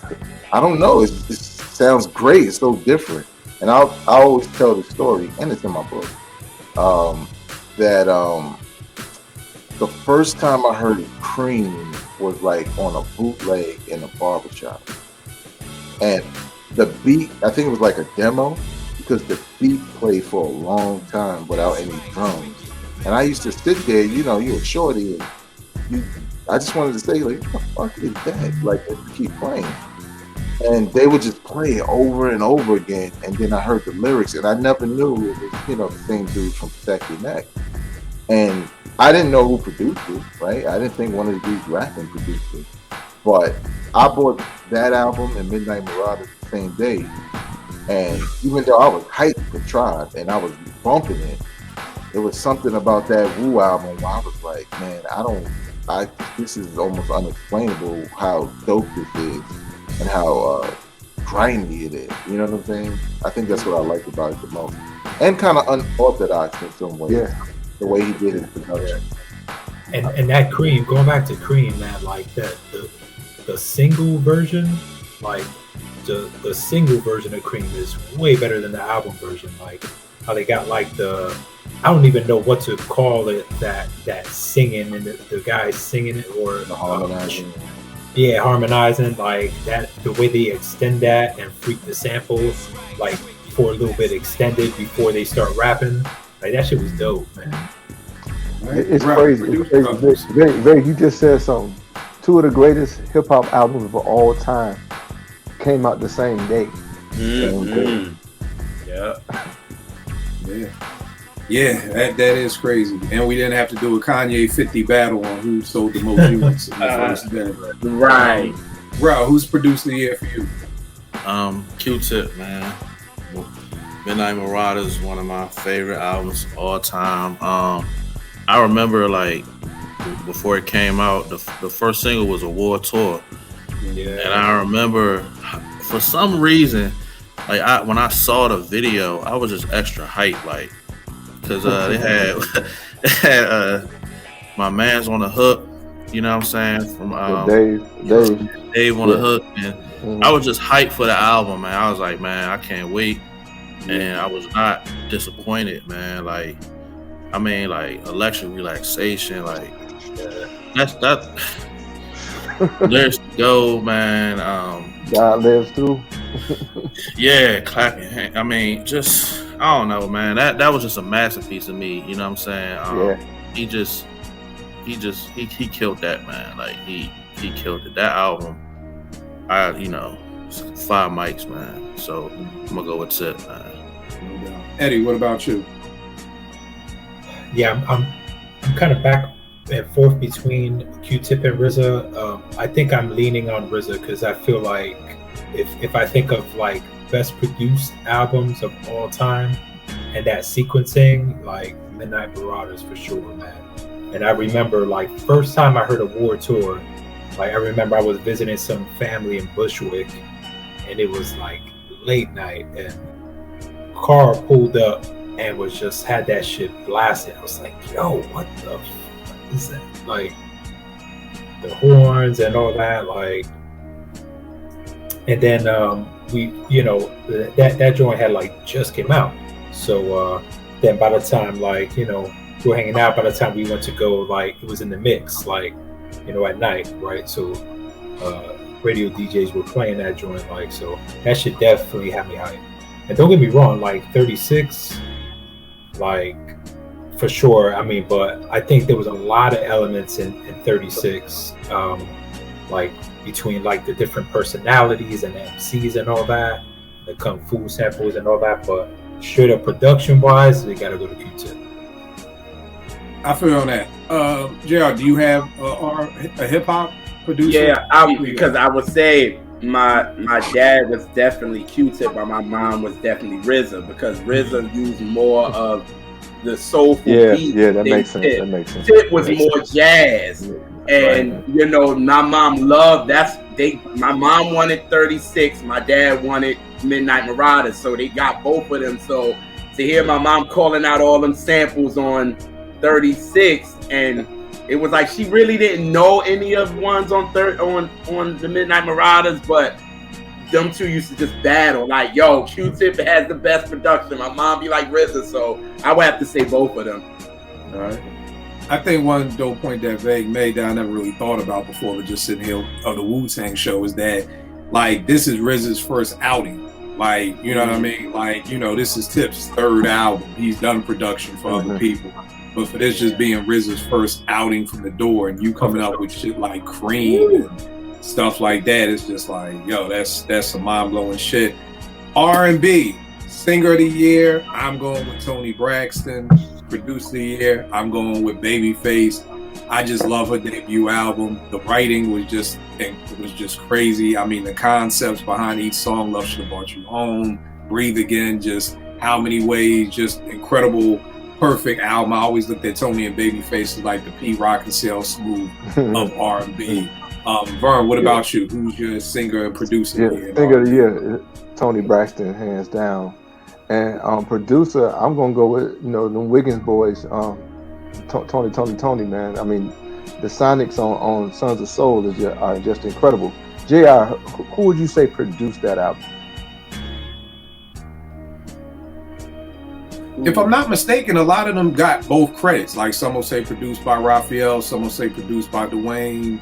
If I'm not mistaken, I'd have to pull them out. But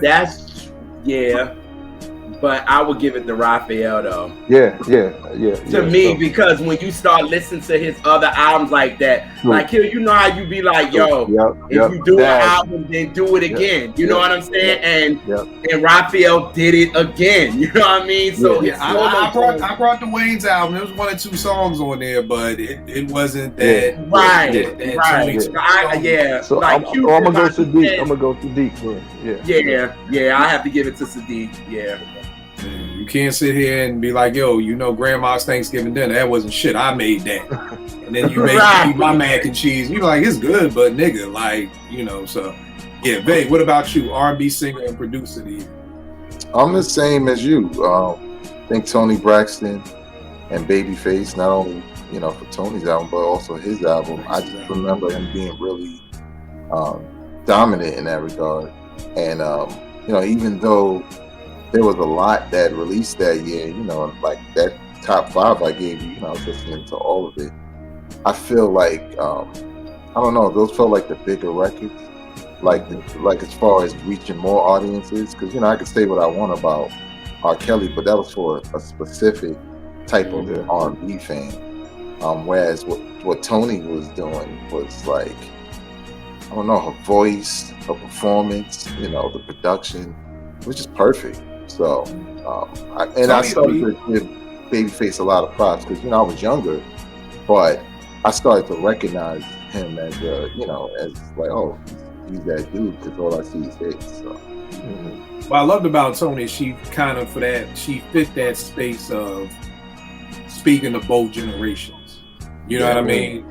Because I felt like Mary got that with the Not Gonna Cry. Because prior to Not Gonna Cry, Mary was just for us. She was just for the young folks. Well, after she did Not Gonna Cry, any woman who ever had her heart broken from 68 down to 17. I mean, that's like, you know, I was your love and your secretary. There was women, I remember women singing that shit with their chest. Like, nigga, I fucking started your goddamn business. You gonna leave me for her? Like, and that's what catapulted Mary into our parents started to I think, kind of fuck with Mary a little bit. I think with those songs, Love Should Have Brought You Home and Breathe Again, and 7 Whole Days. I just think that Toni just transcended generations with that, because the young girls love Toni, getting the short haircuts and everything. The older women love Toni, so just an incredible album. Bro, what about you?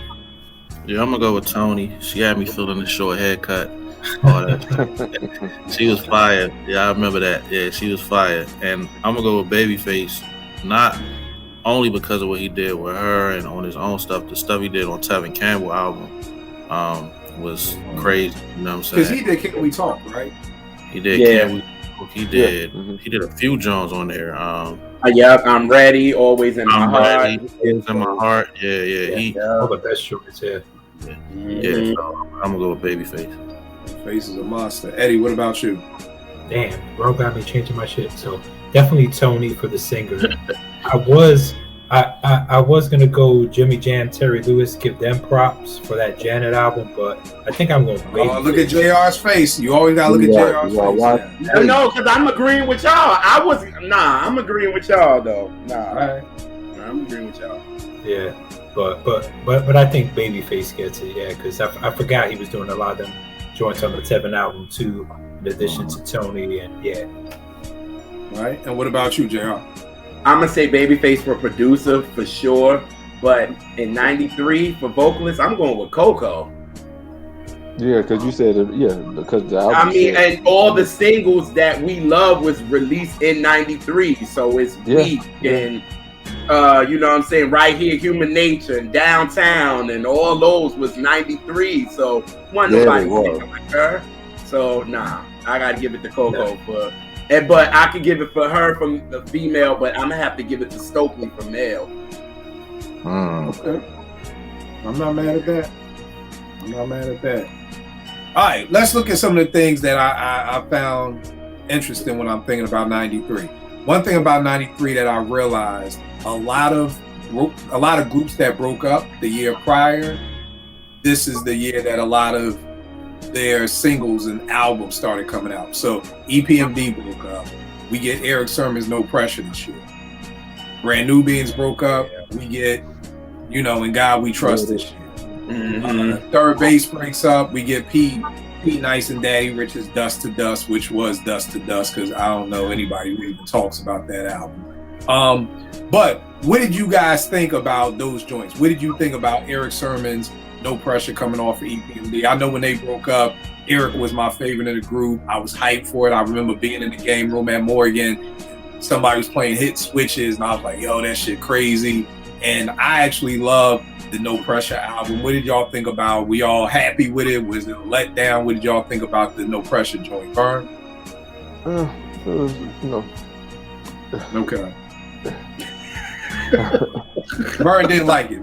Vern it was all right. Yeah, What did Aretha say? Beautiful gowns? Okay. Yeah, beautiful gowns. Okay. Meg, what did you think about E. Sermon's joint? I think actually, I have it back here. The tape that I bought back then. I liked it, but I think it was both, right? The production was ridiculous. Like stuff like Stay Real, even songs like Safe Sex, right? Like I think that was the song on there. Yeah, it had Safe Sex, yeah. The beats were crazy, and I was like, damn, these beats are even better. But I think I was disappointed lyrically because I was such a big EPMD fan, and it felt like something was missing, like only hearing Eric Sermon. But when I heard Hostile and I heard Keith Murray, I was like, well, shit, I don't know. It sounds like there's a future here with something else. You know what I'm saying? Yeah. And that beat for Hostile, god damn, that beat is nasty. Crazy. That's like a battle rap beat, right? You put that shit on like, yo, y'all about to battle. Here go the track. Like, you know what I'm saying? Even when he had like the person, like he was the ring announcer, like coming to the stage, Keith, and for me, I worked this year. I worked as an electric man. It was the worst job of my fucking life. Like, I literally was the electric man. I was the person who would knock on your door and say, I need to read your electric meter. And here's the funny part is, he paid me a shit ton of money. Like, I was getting like $100 a week, like more money than any this was the year between my freshman year and sophomore year, because my mom was like, if you want to move off campus, you're going to have to get a job, save up money, all this. So my man Marvin Kincaid's pop hooked me up with the job. But I mean, you talk about, it was the worst job ever, because it was like, I had to catch a train and a bus to get to work. Then you'd get your little, like, it's almost not an iPad, it's like a machine that you would put the numbers in. Then I didn't have a car, so I would have to go to another neighborhood. So I may have to catch another bus and a train to get to this neighborhood. You couldn't wear shorts because they had fleas and stuff like that. So it just literally was the worst job ever. But I listened to this like every day. And my favorite joint on here was this joint called Little Crazy with Shades of Lingo. A lot of people may not remember Shades of Lingo.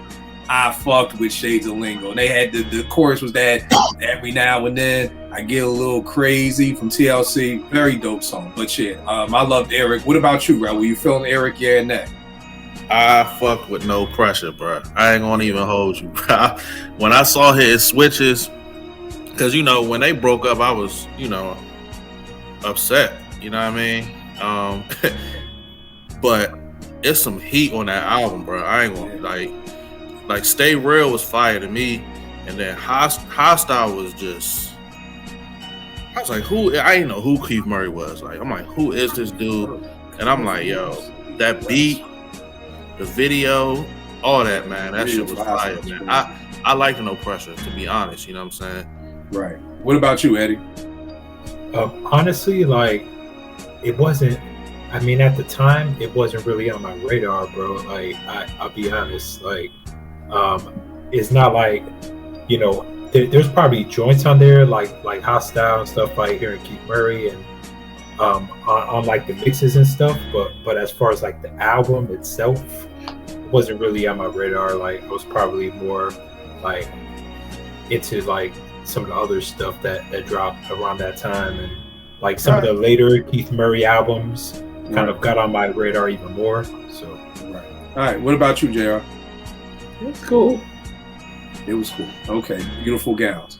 All right, so we also got Brand Nubian's joint and God We Trust breaking up after Pooh Bah. What did we? I thought the joint was solid. I didn't like it better than All for One. You know what I mean? I think I was a huge Pooh Bah fan. Hadn't really fallen in love with Sadat's flow until Punk's Jump Up to Get Beat Down. So I think I was just missing Pooh Bah. I mean, solid album, very dope album, but you know, again, it was one of those things where it was like, I wish y'all would just get back together. This was almost starting to show me I don't even know what I'm saying, how everybody is breaking up and coming out with their solo stuff, and it's kind of like, well, why can't y'all just get back together? I think if y'all got back together, it'd be better for everybody, you know, but we had to go through these. Vern, what'd you think of Brand Nubes? It had its moments, but I'm the original Pooh Bah, all of them together. So, you know, Pumps was a good song, but nah. And keep in mind that was the remix that we fell in love with. Like, the album version wasn't the joint we fell in love with. It was the Diamond D remix that was on. You know, and I always try and keep in mind, like Nick will always say, he heard this album first, so he didn't even hear All for One first. So all he knew was this. You know what I mean? So that's why I'm always asking people their age. People think I'm trying to be funny on Twitter, but I'm like, nah, I really want to know your age. Like, some kid told me Rock Marciano was the GOAT. I was like, how old are you? And people were laughing. I'm like, nah, I'm not fucking making a joke. I really want to know how old he is. He's like, dog, I'm 25. Like, fucking Marsburg is my Illmatic. Makes sense to me. You're 25 fucking years old. You know, I can't be mad at you for saying Marsburg, if that's your Illmatic, and then, you know, that's your GOAT or whatever like that. So I'm not throwing shots at people. I'm just really asking how old you are, because what you answer could make a lot of sense. It makes this argument go from this nigga's fucking out of his mind to I get what you're saying. Babe, what about you? Were you Brand Nubians? How were you feeling about this? Yeah, like obviously the first album was hard to top or even come close to. I didn't think I was gonna like the second album, but I actually did. I liked it a lot. I was almost surprised that Sadat and Jamar sound good together as a duo. Because you know, I kept thinking like, yeah, but you're not gonna have Uber there to climb. Yeah, it's like you ain't gonna have a home run hitter no more. Right. But like even songs like "Love Me" and "Leave Me Alone," like that's true. I like that one. I like that one. Really dope. So yeah, I like that album. I used to listen to it a lot back then. But you know, obviously you can't top that first one. That first one was just lightning in the bottle. So. Right. What about you? Yeah, I didn't give it a chance at first because Puba wasn't on there, to be honest with you. Like, I just felt, you know, I was a huge Grand Puba fan. I just thought it, you know, I didn't give it a chance, so I started really hearing the singles. Like, I like Love Me or Leave Me Alone. I like Punks Jump Up, but I didn't really dig, like, the whole album as a whole like that. It was all right. You know what I'm saying? Those two singles was cool, though. Like, but I know initially, like, my bias really didn't give it a chance when it first dropped. You know what I'm saying? So it took me a little while to get into it. Right. I remember seeing this podcast with Dante Ross, and he was saying how hell-bent Jamal and Sadat were on making this a great album, because everybody was saying, y'all can't do it without Puba. Like, everybody. That was just Puba's going, it's a wrap. Like, we can forget about these two. What you gonna say, Veg? No, I was gonna piggyback what you said, because even when you think, two things. When you think about Sadat X's first lines, right? You know, thought the Nubian rain had fallen. Like, he's addressing it in the first single and the first couple of bars. And I think for me, that set the tone. Like, oh, nah, we forgot. They nice too. The other thing, I don't know if it was an interview. I think it was an interview with Puba, or maybe no, it was Lord Jamar interviewing Grand Puba, and they were talking about that. They were talking real candidly, and Grand Puba was never supposed to be in the group. That was like a condition of a deal to add him to the group. And then that made sense to me, because it was like, well, no wonder Jamar and Sadat X sound so good together as a duo, because that's the way it was for them. You know, that's what they were looking to do from the jump, just that they added Grand Puba to it, and it was the perfect combination, you know, honestly. But to know that he was never supposed to be in the group made me look fondly upon that album and how I felt about it, because it was like, oh, I guess I can like it. Right. Eddie, what about you? Was you feeling it? Yeah, kind of. Yeah, I really like the singles. You know, like everyone said, like I was a fan of Sadat X. Like, I've talked about it before, and I know on the last podcast y'all were talking about like how Sadat X was one of those MCs that either you really like him or you don't, or you just can't stand him because of the voice and all that, or it just takes you a minute. Like, for me, it took me a minute with Freeway. It took me a minute with Sadat. Like, I didn't really start fucking with Sadat until Punks Jump Up to get beat down. Like, it took me a while to kind of fit into the, like, okay, I get the nasal flow to do like that. Yeah. I always liked, you know, his voice, like his different. It just him sounding different, like, just kind of appealed to me. It's like, you know, kind of like the way he flows is kind of like how I don't know, it's kind of a weird comparison, but like, you know, Dilla's approach on production, right, where, you know, it doesn't hit where you expect it to hit, right? And Sadat X's flow is kind of like that a little bit, you know. It's off kilter and a little weird. All right, JR, what'd you think about the brand news? I liked it, but I'm with you, Kill. Like, I know when I was listening to it with my dad, he was just like, yo, I miss Puba. So that was always in my mind when listening, and even listen to it now, you know what I mean? Like, I'd be like, I can hear my dad be like, yo, I just miss Puba on this show, like, for real. So. And the bad thing about this is, by the time we got the brand Nubian reunion album, it was like we're in the middle of the Noriega, Swiss Beats. Yes. You know, it's like it's too late. It's way too late for that. Another thing from 1993, I feel like jazz hip hop is on its last leg and it's on its way out. Like, you know, I know Jazzmatazz. We talked about Jazzmatazz 1. It kind of was there. I think about Jazzmatazz 2. I don't even think it was jazz no more. I felt like Jazzmatazz 2 was kind of like Guru just get with R&B people now. You know what I mean? And you know, I feel like Diggable was kind of on that last leg. You know, like they were the last hurrah of quote unquote jazz hip hop, and you know, that being the new end thing to do. We also got the bald headed era. I think Onyx made everybody want to get bald heads. I remember everybody was shaving their head at Morgan. I was like, not the kid, nigga. I don't know if this shit gonna grow back. So I'm not doing that one for y'all. I mean, you had Onyx, Run DMC had the bald. Yeah. I forgot about that. Yeah, you know, everybody. Yeah. You know, the fake Onyx. That was down with the king. Yeah. God, what was the fake Onyx name? They had the song called Bootleg. Bootleg, you get your leg broken. I forgot their name, but they had bald heads too. Everybody just was getting bald heads. And this is when Tyson Beckford was doing the low ads, and he had the bald head. This was just the bald head era of bald heads. Some of our 80s groups are moving much more towards pop music. I'm thinking Salt and Pepper with Shoot. I'm thinking MC Light with Roughneck. You know what I mean? And where, you know, I love Black Rain, but there are some that, you know, a lot of the stuff that was on you know, Inside Out and Wrath of My Madness, Latifah, you know, and it's funny because it seems to be our women groups are moving in that direction. Also, 80 groups are starting to fade away. Ultramagnetic with the Four Horsemen, that's going downhill. The Jungle Brothers with JBs with the Remedies, they're going downhill. Just Ice is going downhill. Kane is going downhill. Yeah, Just Ice had an album out there. Yeah. I forgot the name of it. I didn't write it down, the name of the album. But the thing that I loved about this time too, and it reminded me, Vern, of like the last episode of The Wire, where you see, okay, Bugs gets clean, but now Doogie's the drug addict, and you know, Omar's dead, but now Michael's the stick-up kid. So those groups are fading out, but we're getting new groups. We're getting Alcoholics. We're getting Mobb Deep.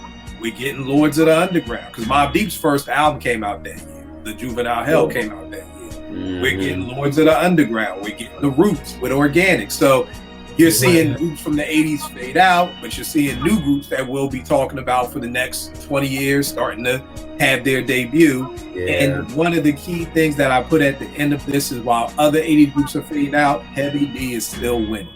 So something like Vague just said about Funk, that Heavy is still winning, and not just skating by, not just like on a limb and I'm still kind of in the game, I'm out to get. Blue Funk is probably my favorite Heavy D album. It is mine.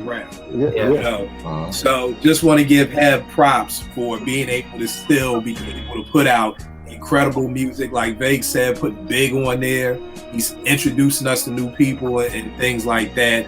So yeah, but where do you, and not really, like, how many mics would you give 1993 on a whole? Well, you know what? I'm sorry, JR, and I'm sorry, I should have asked you to do this earlier, so I hate to put you on the spot. Are there any things that kind of stand out for you about R&B in this year? Like, were there any like key moments that stood out for you? What are they?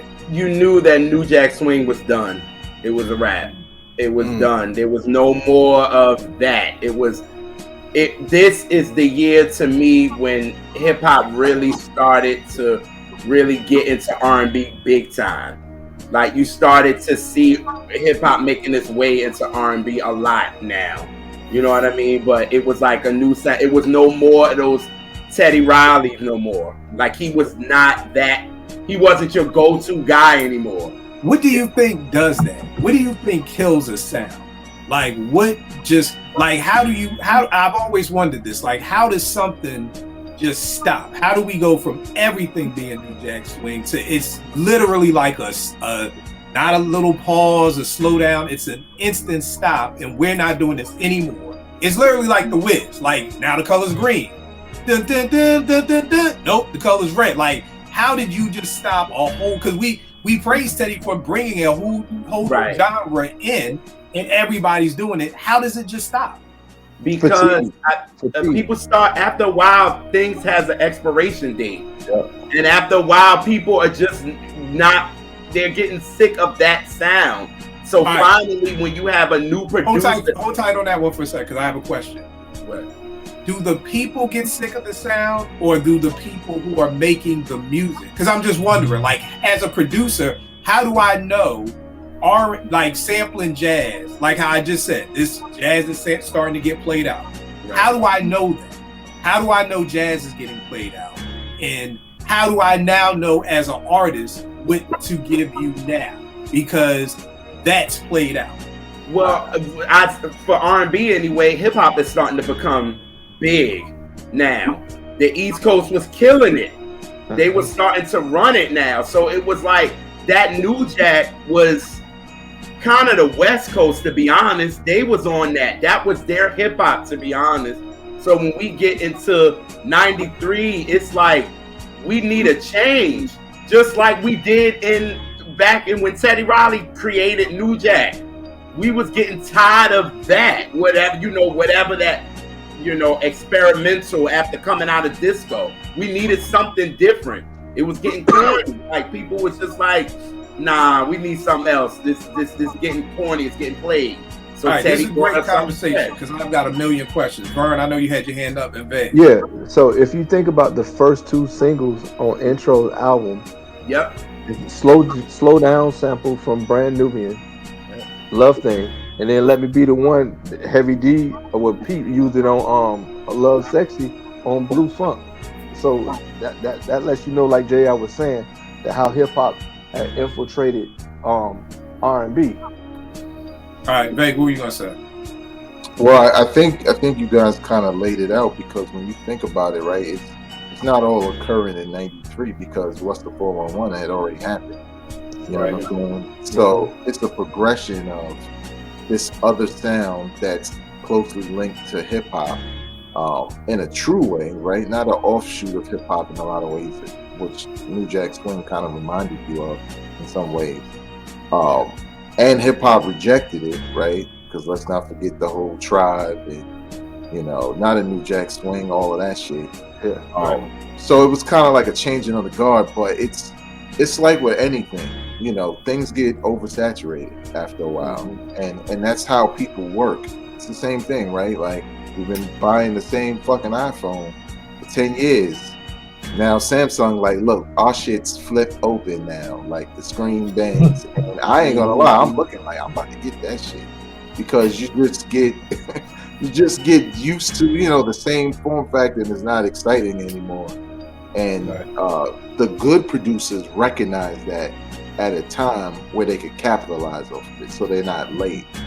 But I think what you said, Vegas, was key, because taking it back to Mary, I believe something has to happen to break that sound.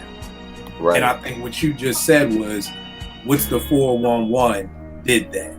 And it broke the sound, and then it was like, now we follow that sound, because that made a lot of money. So that's kind of answering the question, because I'm like when you said earlier, JR, when you're like, people get tired of it. I don't know if I got tired of New Jack Swing. I just stopped hearing it. Like, I can't remember that there was a time when I said, I don't want to hear breakbeats anymore. I just stopped hearing breakbeats. Like, I never once sat down and was like, man, I'm sick. If I hear another person loop Impeach the President, I'm going to jump off a fucking bridge. No, just people stopped looping Impeach the President, and they started programming more drums. So that's why when you were saying, people get tired of something, and maybe y'all did. I just can't remember that there was a time that I was like, oh, I'm tired of hearing New Jack Swing. Or you know what? I'm tired of hearing disco music. But like Vague said, someone comes out with an album that's something totally different, and then everybody goes, oh, that shit is dope. Let's do that. Kind of like when Timbaland would come out with the stutter drums, and it was like, oh, I don't know if people got tired of regular program drums. Timbaland just did some crazy shit that sounded crazy, and then everybody from gospel to R&B to hip hop was like, let's do that. Then Dilla came out with something that was totally different, and then people saw that was them, and then they went to that. But maybe I'm wrong, Vern. I want to get to you, but well, look at it as people, do you remember saying, I'm tired of hearing a particular style? I did. Well, look at it, Vern. I'm sorry, Vern. Go ahead. I'll get around everybody. So also, don't forget this part of the copycat. Record execs like, oh, that new thing that nobody else is doing, it just sold all this. We need to do more of this. But to me, that's what Vague was talking about with What's the 411. That's why when he said that connected it for me. Like, that made the sense. Mary comes out with 411, and everybody says, oh, using hip hop to make R&B. This shit is great. Everybody go do that. Versus it being, all the because here's the thing: how do we as artists know what somebody in Newark, New Jersey feels about New Jack Swing? We have no fucking idea. I have no idea what somebody in LA feels about Kill. Stop using the second snare that you use all the time. I don't have any idea if anybody who buys our shit is saying, Kill, you find a new snare. It's just eventually I'm like, time for me to find a new snare. So that's why I was just always wondering, like, you know, and JR, what made you sick of New Jack? Is it just New Jack? Like, do you find yourself throughout time saying, I'm sick of this style, or I'm sick of this style? Because it may just be my personality that doesn't necessarily get tired of the style. It was just because then you also had our classic artists like Luther and all of them getting on New Jack, and it didn't sound right. I heard Aretha Franklin say, "Let's kick the ballistics." G, I was like, "What?" Aretha, yes, you don't never like you got that. Right. And you know what? I do see what you're saying, because there was a time that I was like, you know what? I'm tired of these Timberland drums. Y'all done it to death. So I'm with you.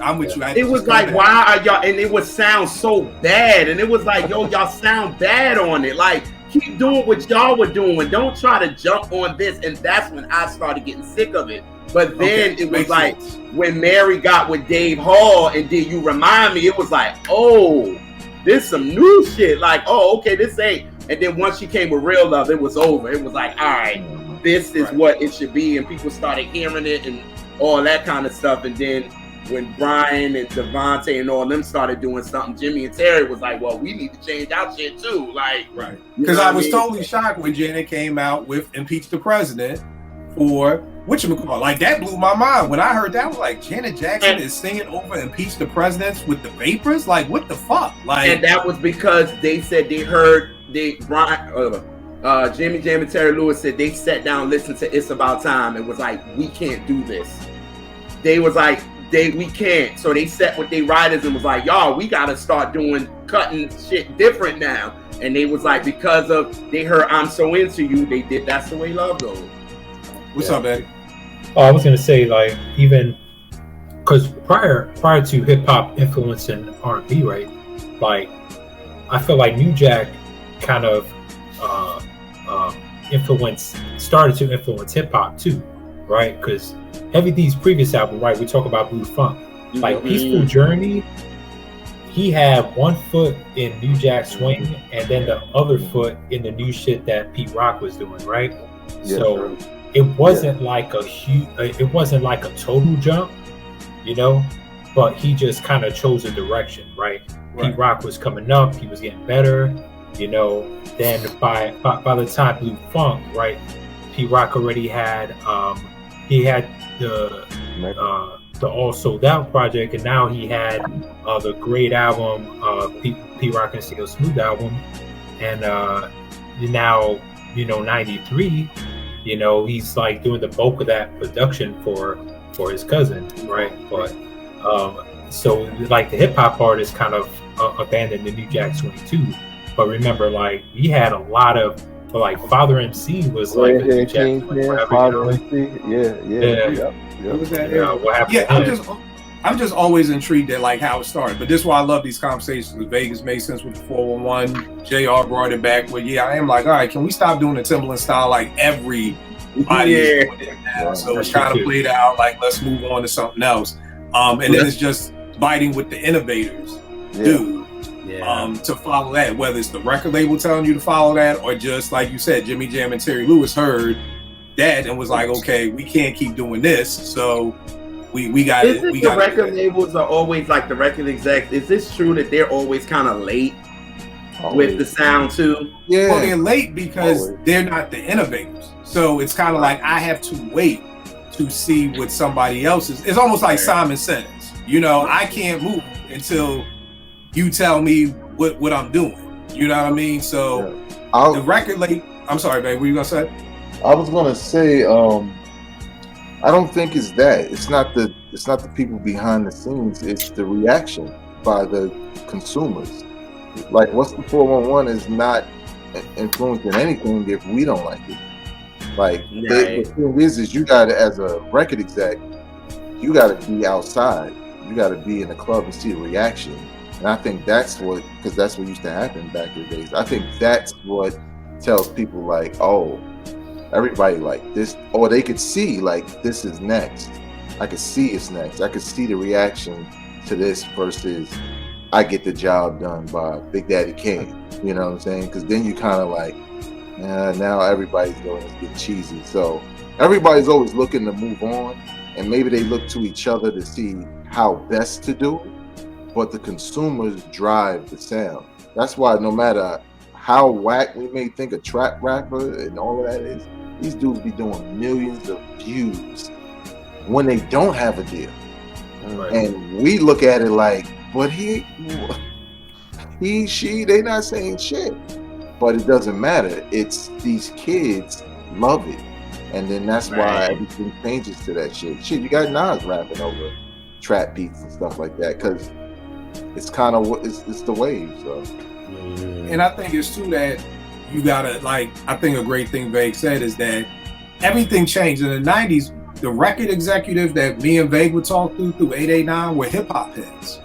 You know what I mean? They were in the streets. You know, you could have a 2-hour conversation with these people about it versus it being a person who's now at a record label who knows nothing about hip hop. Right. So, you know, are you in the club like that? Is your ear to the streets to know what's going on? You know, Tone from the Trackmasters, he was the club dude. He'd be in the club and he'd be like, yo, Flex threw on this old school set and threw on Upside Down by Diana Ross. That shit sent the crowd crazy. Then he goes home, him and Pope get together, use that sample. You drop MC Lights, forgot what song she did with Rock to the Party. I don't even know. Cold Rock the Party. Right. And using Upside Down. So, like, that's what Vegas means. Like, Tone's in the street. So he's like, yo, we got to do this. And to me, that's why everybody started sampling all those records, because back in the 90s, the DJ would always throw on the old school set. And see everybody go crazy. And it's like, yo, we loop Outstanding by the Gap Band. Yo, niggas gonna lose their fucking mind. Then you go to the studio, you loop Outstanding, and you get that. So but that makes perfect sense from you're tired of something to how it comes together. So in a year, I don't even know if I asked this question. How many mics are we giving 93 out of 5 mics? I'm giving it a solid 4.5. 4.5. What you got on it, Vern? 4.5. I mean, like I said earlier, I mean, you have 2 of the greatest albums of all time in hip hop. End of the Stage and Midnight Marauders came out that year.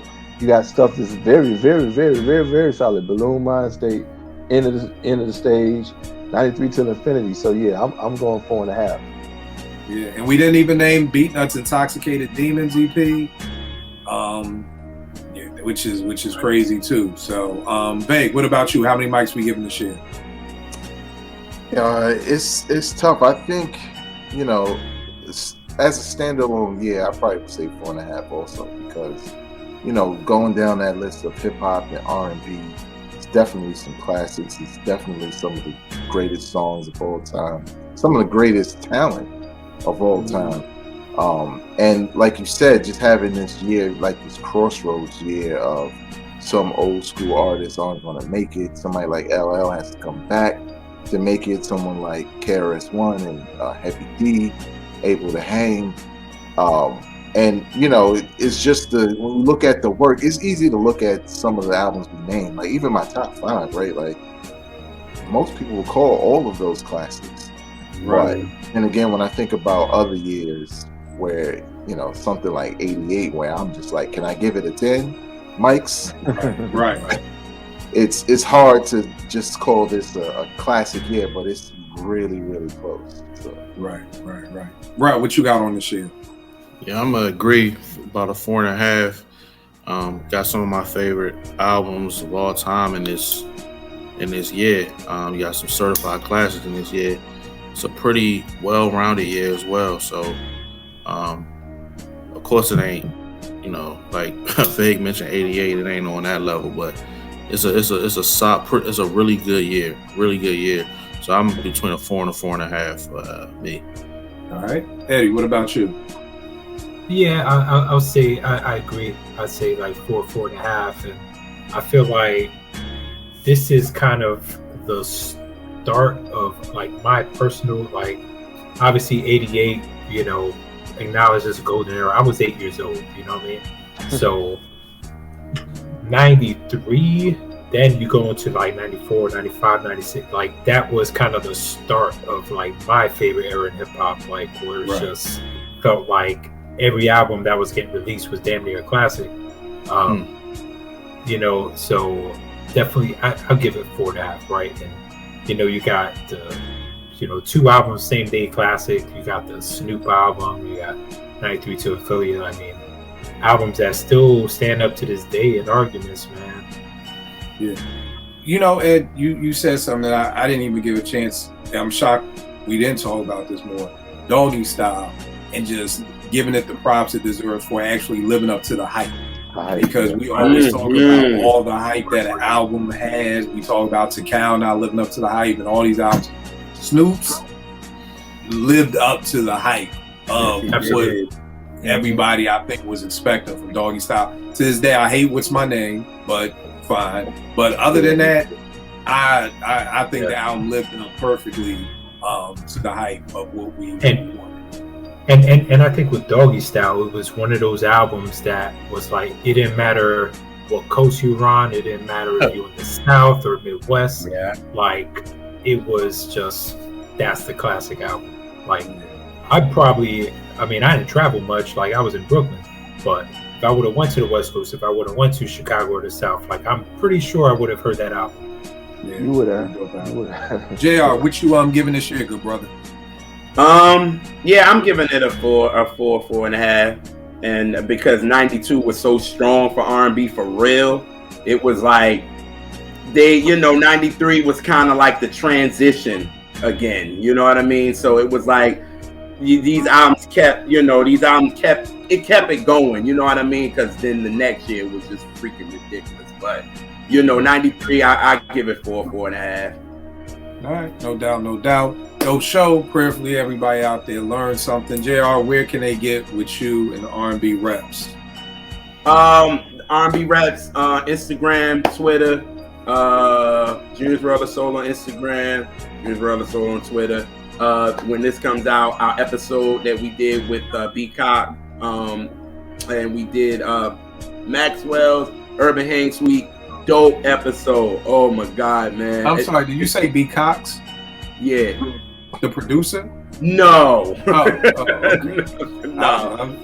No. He has his own podcast. Okay. I thought you the whole podcast. I was about to say, nigga. Yeah. Nah. You gotta tap me in on that episode. I'm trying to be the third Pip with him and Elise. I'm like, what the fuck am I gonna do to be the third This dude came up with so many ideas. Oh my God. But so we did that album. It was dope, yo. Like, it's actually probably one of my favorite episodes, to be honest. So yeah, so check that out. It's dope. So R&B Reps, that's it. All right, Eddie. What about you, good brother? Yeah, man. I'm on Twitter at EddieD80, Instagram at Freestyles, yo. I'm kind of dipping my toe into Mastodon a little bit, just in case. About what? So it's this new platform called Mastodon. It's kind of like Twitter. I'm kind of dipping my toe in there, like depending how this whole Twitter thing goes, and so that leads me to shout out Vegas and yes, they did a dope episode about on the hip hop Twitter about possible downfall of hip hop Twitter. So it was a dope episode. Check that out. All right, Rel, where can they get at you, good brother? Uptown Rel 215 on the gram, JBen 215 on Twitter. All right, Veg, what you got going on, good brother? All right, you can follow me on Twitter, Instagram, and TikTok at Vegas World INC. Check out my podcast, Hip Hop Twitter. We have 2 seasons available on Apple Podcasts and Spotify and Anchor. And also subscribe to my main podcast, which is coming back in 2023, Hip Hop Now Podcast. I even got new merch, new logo, new intro. It'll also be a new format, as well as video form from the Dungeons of Rap. I got a hoodie on because I'm in the fucking garage. It's cold. That's why. In the summer, you'll see an old T-shirt. Like, damn, he went T-shirt now. Like, yeah, because it's warm. Hey, can I say something, man? I ain't no another damn person who has more podcasts in Vegas. It's like that. It's like that old skit, right? Like, hey, now with the medleys, like, you got 42 jobs. Right. It's all about the creativity and the outlet and the production, and I like giving other people a chance to, somebody like a Yitz or even a Toni, right? Chance to do this, and they could just do what they do. The thing that's great about what they have to bring, they can do that, and I can take care of the production side of it, because I enjoy it, and it got, to be honest, for those who don't know, it kind of got me to being an executive on the low really quick, because here's a little stage advice for those watching, but when I was, when my kids were little, I took a job to stay in radio. I wasn't trying to climb the ladder or anything, because I knew I needed to be a family man, right? And once my kids got older, I was like, I need to get back out there, or this position I've had for however long is going to be it. But it was my work outside of radio on the digital side that put me ahead of so many people, because once the digital and the social media and the podcasting and the blogging and all that shit became the thing, a lot of the people who were in higher positions had no clue, and they wasn't going to go back and research. So people who do the things we do became valuable, but I had a leg up because I had a history in radio, so it was like best of both worlds, you know what I'm saying? So it really, something that I was doing on the side kind of became like a thing I could say, oh yeah, I know that, and I know that platform, and I know that, and blah, blah, blah. So don't think that you're just playing around with this technology, because there's people who will give you a bag for what you know. Right. And it's funny you say that. Number one, I want to give you props for getting the number one podcast, hip hop podcast. So definitely. Yeah, man. Kill, you know what? We Aries, right? You know how we look at shit like, am I number one, or is this the fucking algorithm? Because I'm winning every year, and I'm about to call them like. Here's the thing, bro. I don't care why you give me a Grammy. I will take that motherfucker. Hey, I don't care if it was an algorithm. I don't care if Vern paid for me to win a fucking Grammy. It's on my It's on my mother's piano. So props to you for that, good brother. Thank you. Tell this story. When I first got on Twitter, I went to Vegas. How you do this Twitter shit? When I first got an iPad, I was like, Vegas, I got an iPad. How do I do this iPad? Right. It literally was like, I go to Vegas for literally any type of electronic I would get. I'd be like, okay, how do I do my shit on my iPad? How do I get to my blogger? Okay. Right. iPad right here. You just gotta... Right. Like, I'm on Twitter one night. I'm like, Vegas, are you all right? He's like, yeah, nigga, why? I said, you in the car crash? He said, no, nigga, I retweeted Fabulous was in the car crash. I was like, I don't know how shit was. So, yeah, it literally, so what everything is saying, Vegas saying is 100% true. He was like the go-to person on how do you do this shit. So yeah, I definitely commend you, brother, and I'm proud of what you're doing and the success you're having. It's beautiful to see, man. It's really beautiful to see. Vern, what's going on with you, the closer? What's up? I'm on Instagram at V the Lone Closer, Twitter at VChandler10. Just that's how you can get at me. Here's the thing, y'all. For everybody who watches this, everybody's moving to Atlanta. There's nobody else you should be going to for a house than this man right here. I don't understand that there should be no hoopla with everybody moving. Somebody's mama moving, somebody's meemaws moving. Somebody's moving to Atlanta right now as we speak. This is the man that you need to be getting with. Good God-hearted man right there. Is not gonna jerk you, gonna do some good work for you, get you in a good spot for you to lay your head. So there's no reason you shouldn't be rocking with him if you're looking for a crib in Atlanta. Y'all already know this with me, Kill 889, Twitter, IG. Y'all know me, I always keep something new up in the studio. So just got this Tribe Called Quest 25th anniversary box set. You open it up, it's got the 7 inches. You can put them all together to make the Tribe lady's face, but then they also got the 12-inch scenario with the remix. You've got the jazz remix. We've got the Check the Rhyme joint. And this is another piece of it. But very, very, very dope joint. And the vinyls are all, some different type color type shit. What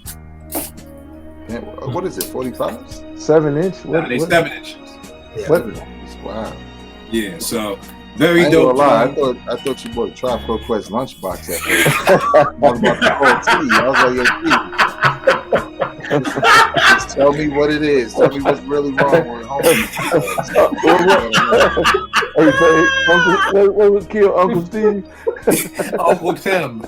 Right, like the Uncle Tim started coming out of bed. Nigga bought a lunchbox. I'm coming over. Like, you all with them down. Shout out Uncle Tim. I'm not letting Siri say you. That's not nice, but it's got the whole joint on it. So definitely get on down.com. They've already. I think they sold out like the first hour, but I know they're gonna be putting some more up soon. I will check y'all good peoples next week, y'all, man. No more talking about black families, baby. We gotta keep that. That was stupid.